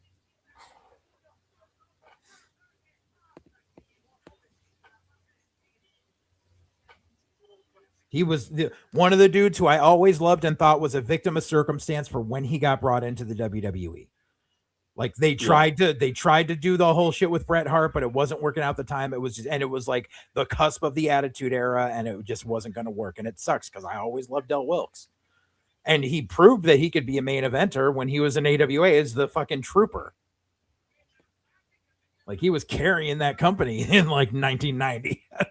No, he broke out with GWF, Global Wrestling Federation. I mean, yeah. It's just it's one of those things, as you said, he came in the wrong time, wrong place, and yeah.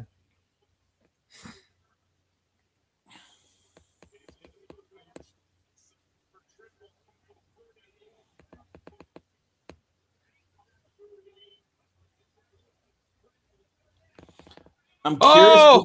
Oh, he's beating him with an American flag. Oh, over the top. Yeah, this shit rules, dude. I love AAA.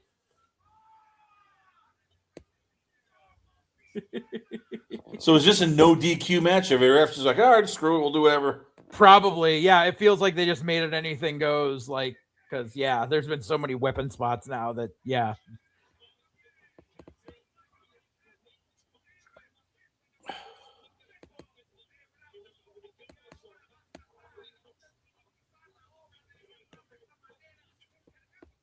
Big strong boy. Here comes the airplane spin.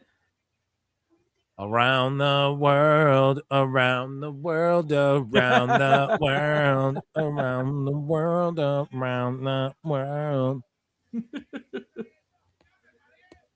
That song won a fucking Grammy. Did it? I'm almost positive, or at least it was nominated. Hey, here's a fun Fucking fact. rules. Oscar de la Hoya has a Grammy. That just shows you that almost anybody can get a Grammy.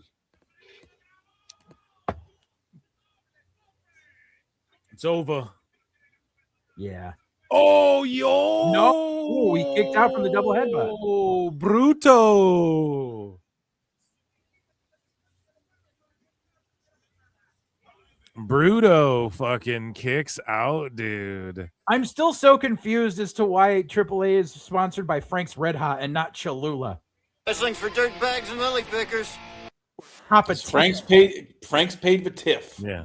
They paid the top Frank's dollar. is the like Coca-Cola, like the mainstream hot sauce. I know, but I don't think any self-respecting Mexican uses Frank's Red Hot. No, they don't. I wouldn't even anymore, you know? Like I mean, that's like I beginner use Frank's Red starters Hot hot as sauce. as a seasoning in some things, like, but yeah, no, like it's either Cholula or Sriracha, depending on what I'm using. Like, yeah.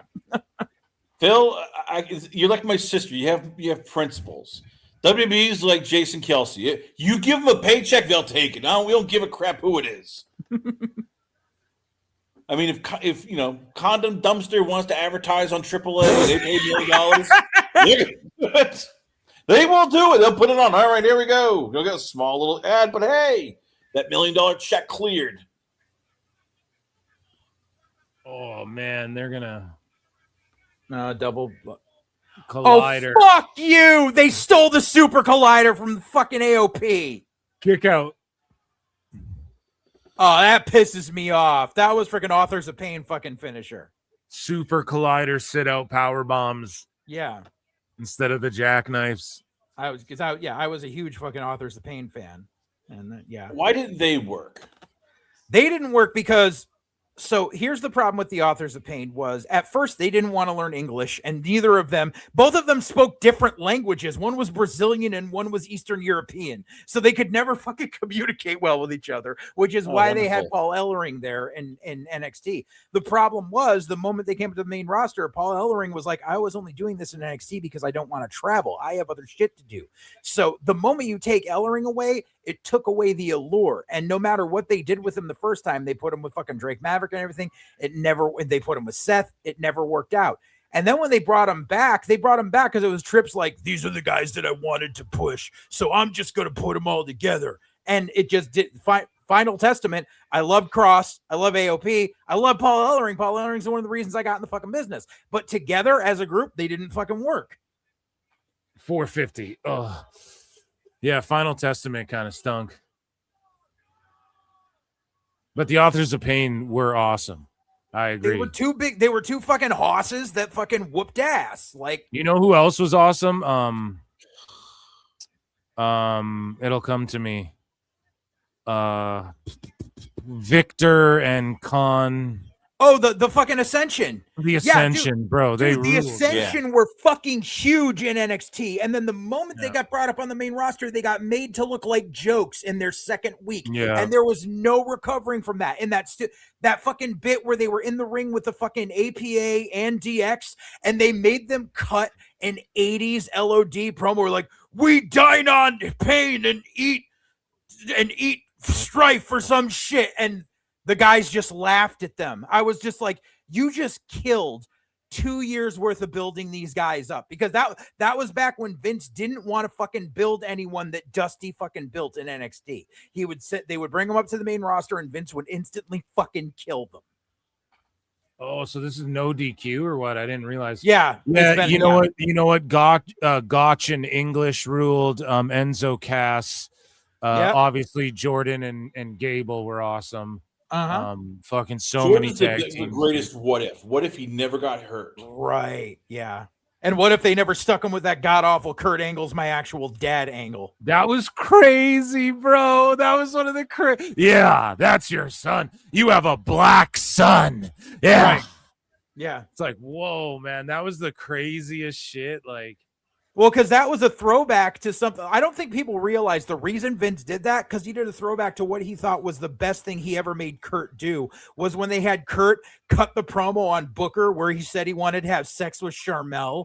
And he just went off. He's like, and I don't mean regular sex. I mean like nasty, dirty bestiality sex. I'm like, what the fuck are we doing here?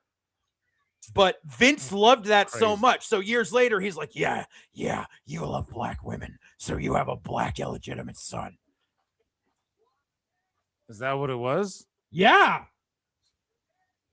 Damn. Yeah. That would have been crazy if they were like, Charmel's my mom. That would have been crazy. I think Charmel would have been like, nah, bitch, nah, I ain't touching this. Man, yeah, that was great. That was one of Vince's last like real crazy fucking things that he did on wrestling TV, you know? I give Vince a lot of credit, but he became Al Davis towards the end. It's like, okay, you might have been a creative genius, but now it's like you need to. Everybody go runs away. out. The tank runs dry. It happens. 100%. You know? And he could still hit. Like he could still like. Oh, what the fuck? It's the original. Yep. And from time to time, Vince, though, like he still like he put the bloodline shit in motion, obviously. Right. Like, yeah, Paul. Yeah, but that was more behind Heyman. it, That but- was Paul Heyman. Yeah, going, but "You can't Vince do like okayed it though. Like the buck stopped with him. He wouldn't have okayed it if he didn't see The some two shit of in them it, were and it's- agreeing with each other. That was Yeah, why and it hit off on all cylinders. And like Vince knew like that was the right move. And in the COVID era, it was like just perfect timing, Right. really. And like I really got to give it to Vince. That was like his last like really good, and then bringing Rhodes back in too. That was Vince. That was his last like smart idea. No, we got to let him be. Don't give him credit for Rhodes. I mean, that was just like a no-brainer. Okay, we need talent. Oh shit! There's other Grande. Yay! Yeah, dude. Listen to the pop too. Stone Cold. That's right, because it's pre-recorded. Road Warrior pops. Yeah.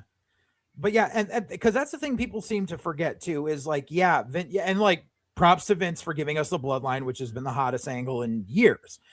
But you also got to remember during the COVID era, that's when Vince gave us some of the worst shit possible too. Yeah. Like the Bloodline was amazing, but everything under it was fucking terrible. It saved it, man. It fucking saved it. The Bloodline shit saved it, man. I swear.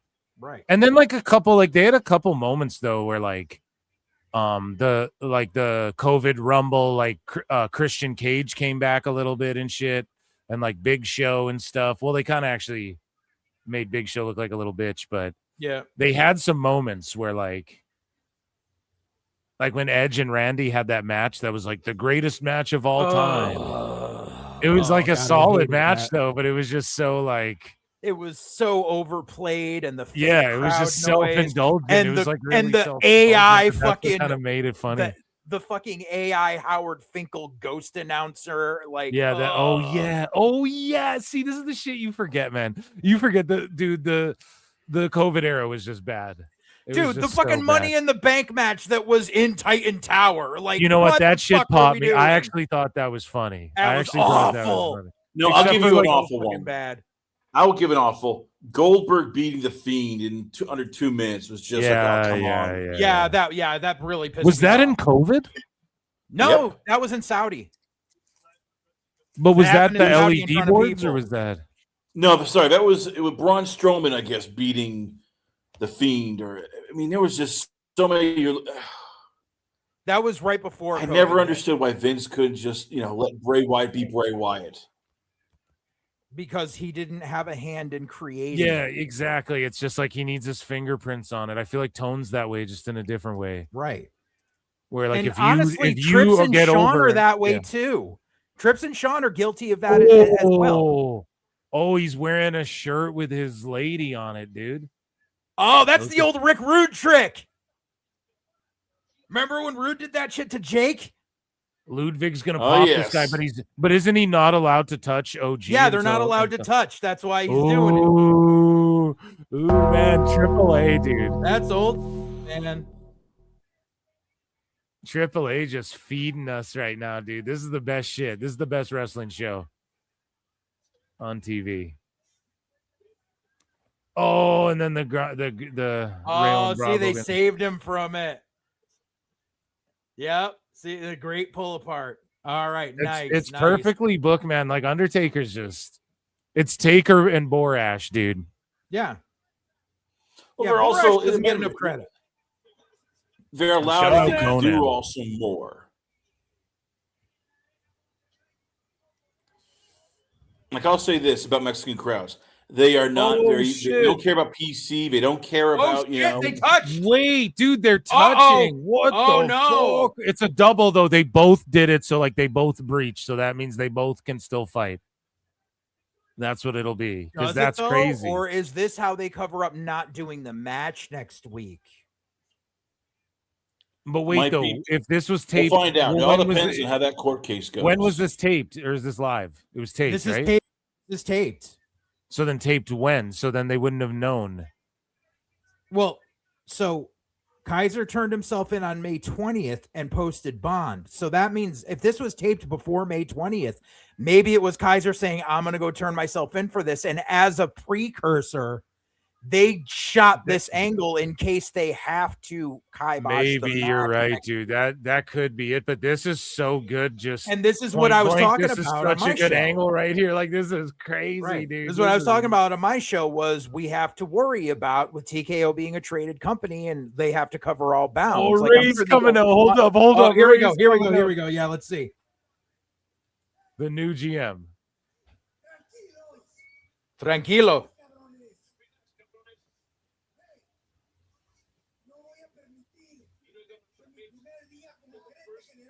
You're not allowed to touch each other.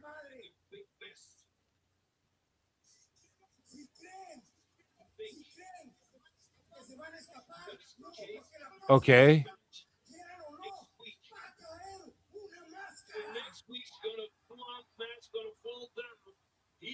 No, he's saying the match is he still on, waved it. dude. The Okay, match yeah, is he still on. basically Yeah, he waved it. waved this. Okay. So Rey Mysterio just coming in, Okay, doing all gangster shit, just like Plenty and Pixel for 5, who says, Phil, you hear what's happening with Danhausen and the New York Knicks? Buddy, yeah, they're I hope- saying that he cursed the Cavs or Flynn. some shit. I hope you're watching fucking AAA, dude. This is incredible stuff. Yeah, so he cursed the Cavs, he uncursed the Knicks, and then they had like a 22-point comeback, and then they've been winning and stuff. So, oh my God, now the locker giant room pull jumps apart of the out. whole locker room. Yeah. And hey, man, if a dog can guess who's going to win the playoffs and shit by throwing a fucking tennis ball into a laundry hamper, I'm sure Danhausen has some effect. I just want to know what happens so much if for they the take support, play Flynn. the Spurs and they're like, oh, what are they gonna? Is he gonna curse the Spurs and all of a sudden the Spurs just like crap on that whole curse? Shit. Oh my God, dude, this is the best shit in wrestling, dude. Next weekend. Yeah. And Rey Mysterio, his first act as GM, he did the Cruiserweight title match. Yeah. And then oh my God, and This Kaiser fucker just threw a chair. oh my God, dude. Holy shit. That's the way you go off Holy air, shit. man. That's some good Holy shit. shit. Holy Some good shit. shit. This is crazy. That's some good shit, man. It AAA, is. it keeps cooking, man. Holy fuck, man. So his first act was that cruiserweight match, and then it's fucking we're waving the clause like you guys touched now. It's all good. Like someone will lose their mask next week. Right. Oh my God. Amazing. Plinian says they've had an 11-game streak since getting uncursed. They've won 11 games since getting uncursed. That's fucking insane, dude. This is what I mean. WWE's just on some magical shit right now, dude. That I don't know. It's almost like I like that more than Saturday night's main event. Obviously, SNME is like super over and fucking like you have larger than life stars and shit like that, and it's the NFL of the fucking pro wrestling. Something I just realized? Dude, this is amazing. So I just glanced at my TV screen because I exited out of YouTube. So I'm looking at all the streaming services on my Roku device. And something just occurred to me because Chris has mentioned how they may be looking for a television deal in America for AAA. And obviously I said linear TV probably won't work it. However, considering the relationship that TKO currently has with CBS Paramount, I could see them putting AAA on Pluto TV. Because Pluto already has like a TNA streaming channel and like a wrestling streaming channel where they show like old episodes like Hood Slam and everything.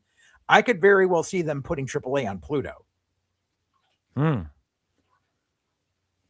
Yeah, I mean, maybe that makes sense. I don't know, like, and then what And does just that to mean for... just to dig in the craw of Tony Khan of being like, you're not getting on a streaming service with us, motherfucker. What an end to that show. So next weekend, tomorrow's Double or Nothing, guys, and then next weekend is AAA and then also Clash in Italy. So I'm fucking pumped for that. Man, what a time. 2 back-to-back really good shows. I vote that was just a regular episode of AAA. That's what I'm saying. Like, Right. come on, man. We need fucking pull-aparts like that on Raw and shit. We got some moments, By the though, way, I'm Brock gonna and throw this out Owens. there.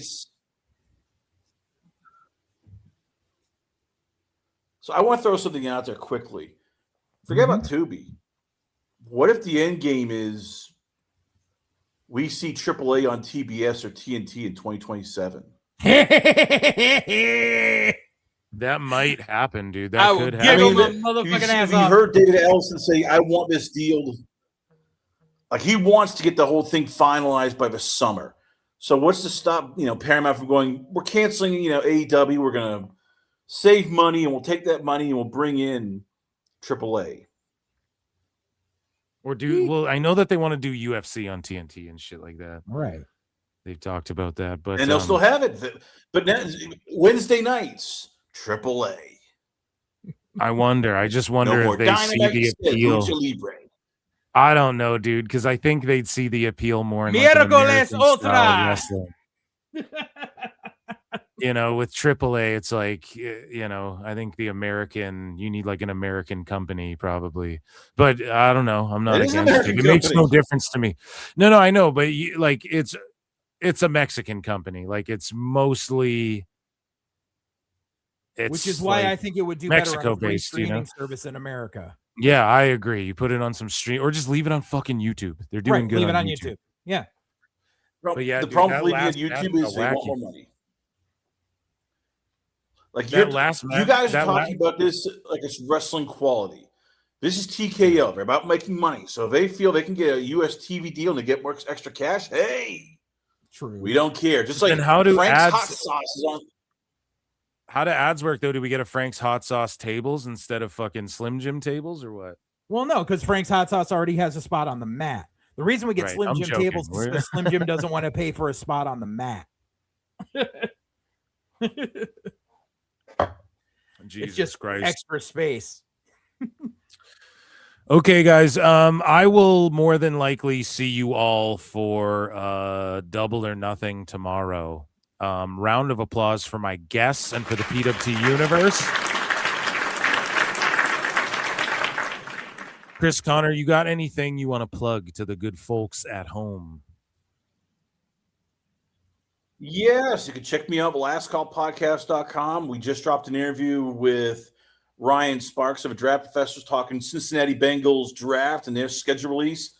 I'll have tomorrow I'll be dropping an interview with Mile High Mario over at the Denver Broncos Go site, and we'll be talking the Broncos draft. And this week we're going to be having JJ on the show. I got Marcel Dorf lined up, talk the return of Scott Coker, and you can check me out at the Last Call YouTube channel, Last Call Rumble channel, and also Phil. Always a pleasure. We got to do this again. We got to get you on my show soon. Yeah, let's do it, guy. We're gonna talk some MMA, dude. JJ, what are you plugging, man? Let's do it. Yeah, you can find me on X, JJ_Alexander, and you can find my channel on YouTube, Full Circle Radio, which I just put in the chat. That's us. Also on Odyssey under the same thing, Full Circle Radio. I just recorded an episode of White Heat with Chris that dropped this morning. With our previews of Saturday night's main event and Clash in Italy, where we talked about a few things. We just dropped another episode of Cinematic Jackass a couple of days ago. We will be recording our season premiere of season 4 of Wildcard Cinema next week. And I'm hoping to have Phil on for a bonus show where we do some match watch-alongs within the next few days. Of what? Match watch-alongs of what? Your old It's a surprise. It's a surprise, bro. Okay. It's what I was trying to get you down for yesterday, but you kept stopping, not answering your DMs. Yeah, dude, I just unplug sometimes, man. Can't be all up on Twitter too much. You end up fucking mixing it up with the goddamn sickos.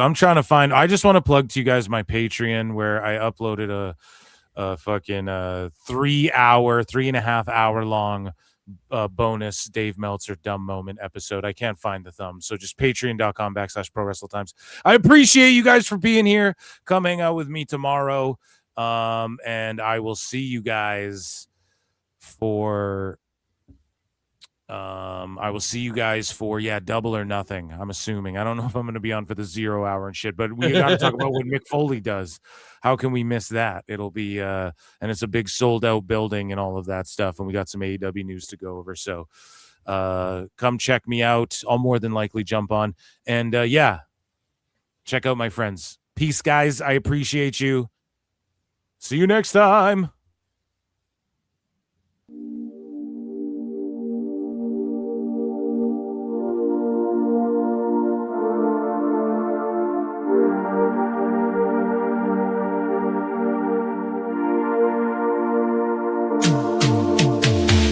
Every booking is golden, you see. Perfect cards crafted for you and me. Yeah, the best guys, Tony Khan, is true.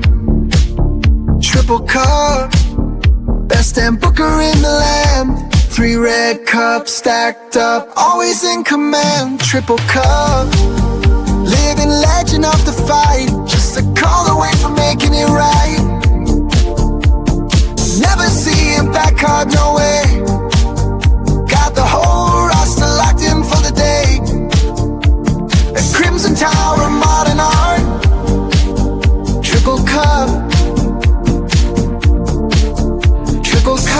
Booking is golden, you see. Perfect cards crafted for you and me. Yeah, the best guys, Tony Khan is true. Triple cup, best damn booker in the land. 3 red cups stacked up, always in command. Triple cup.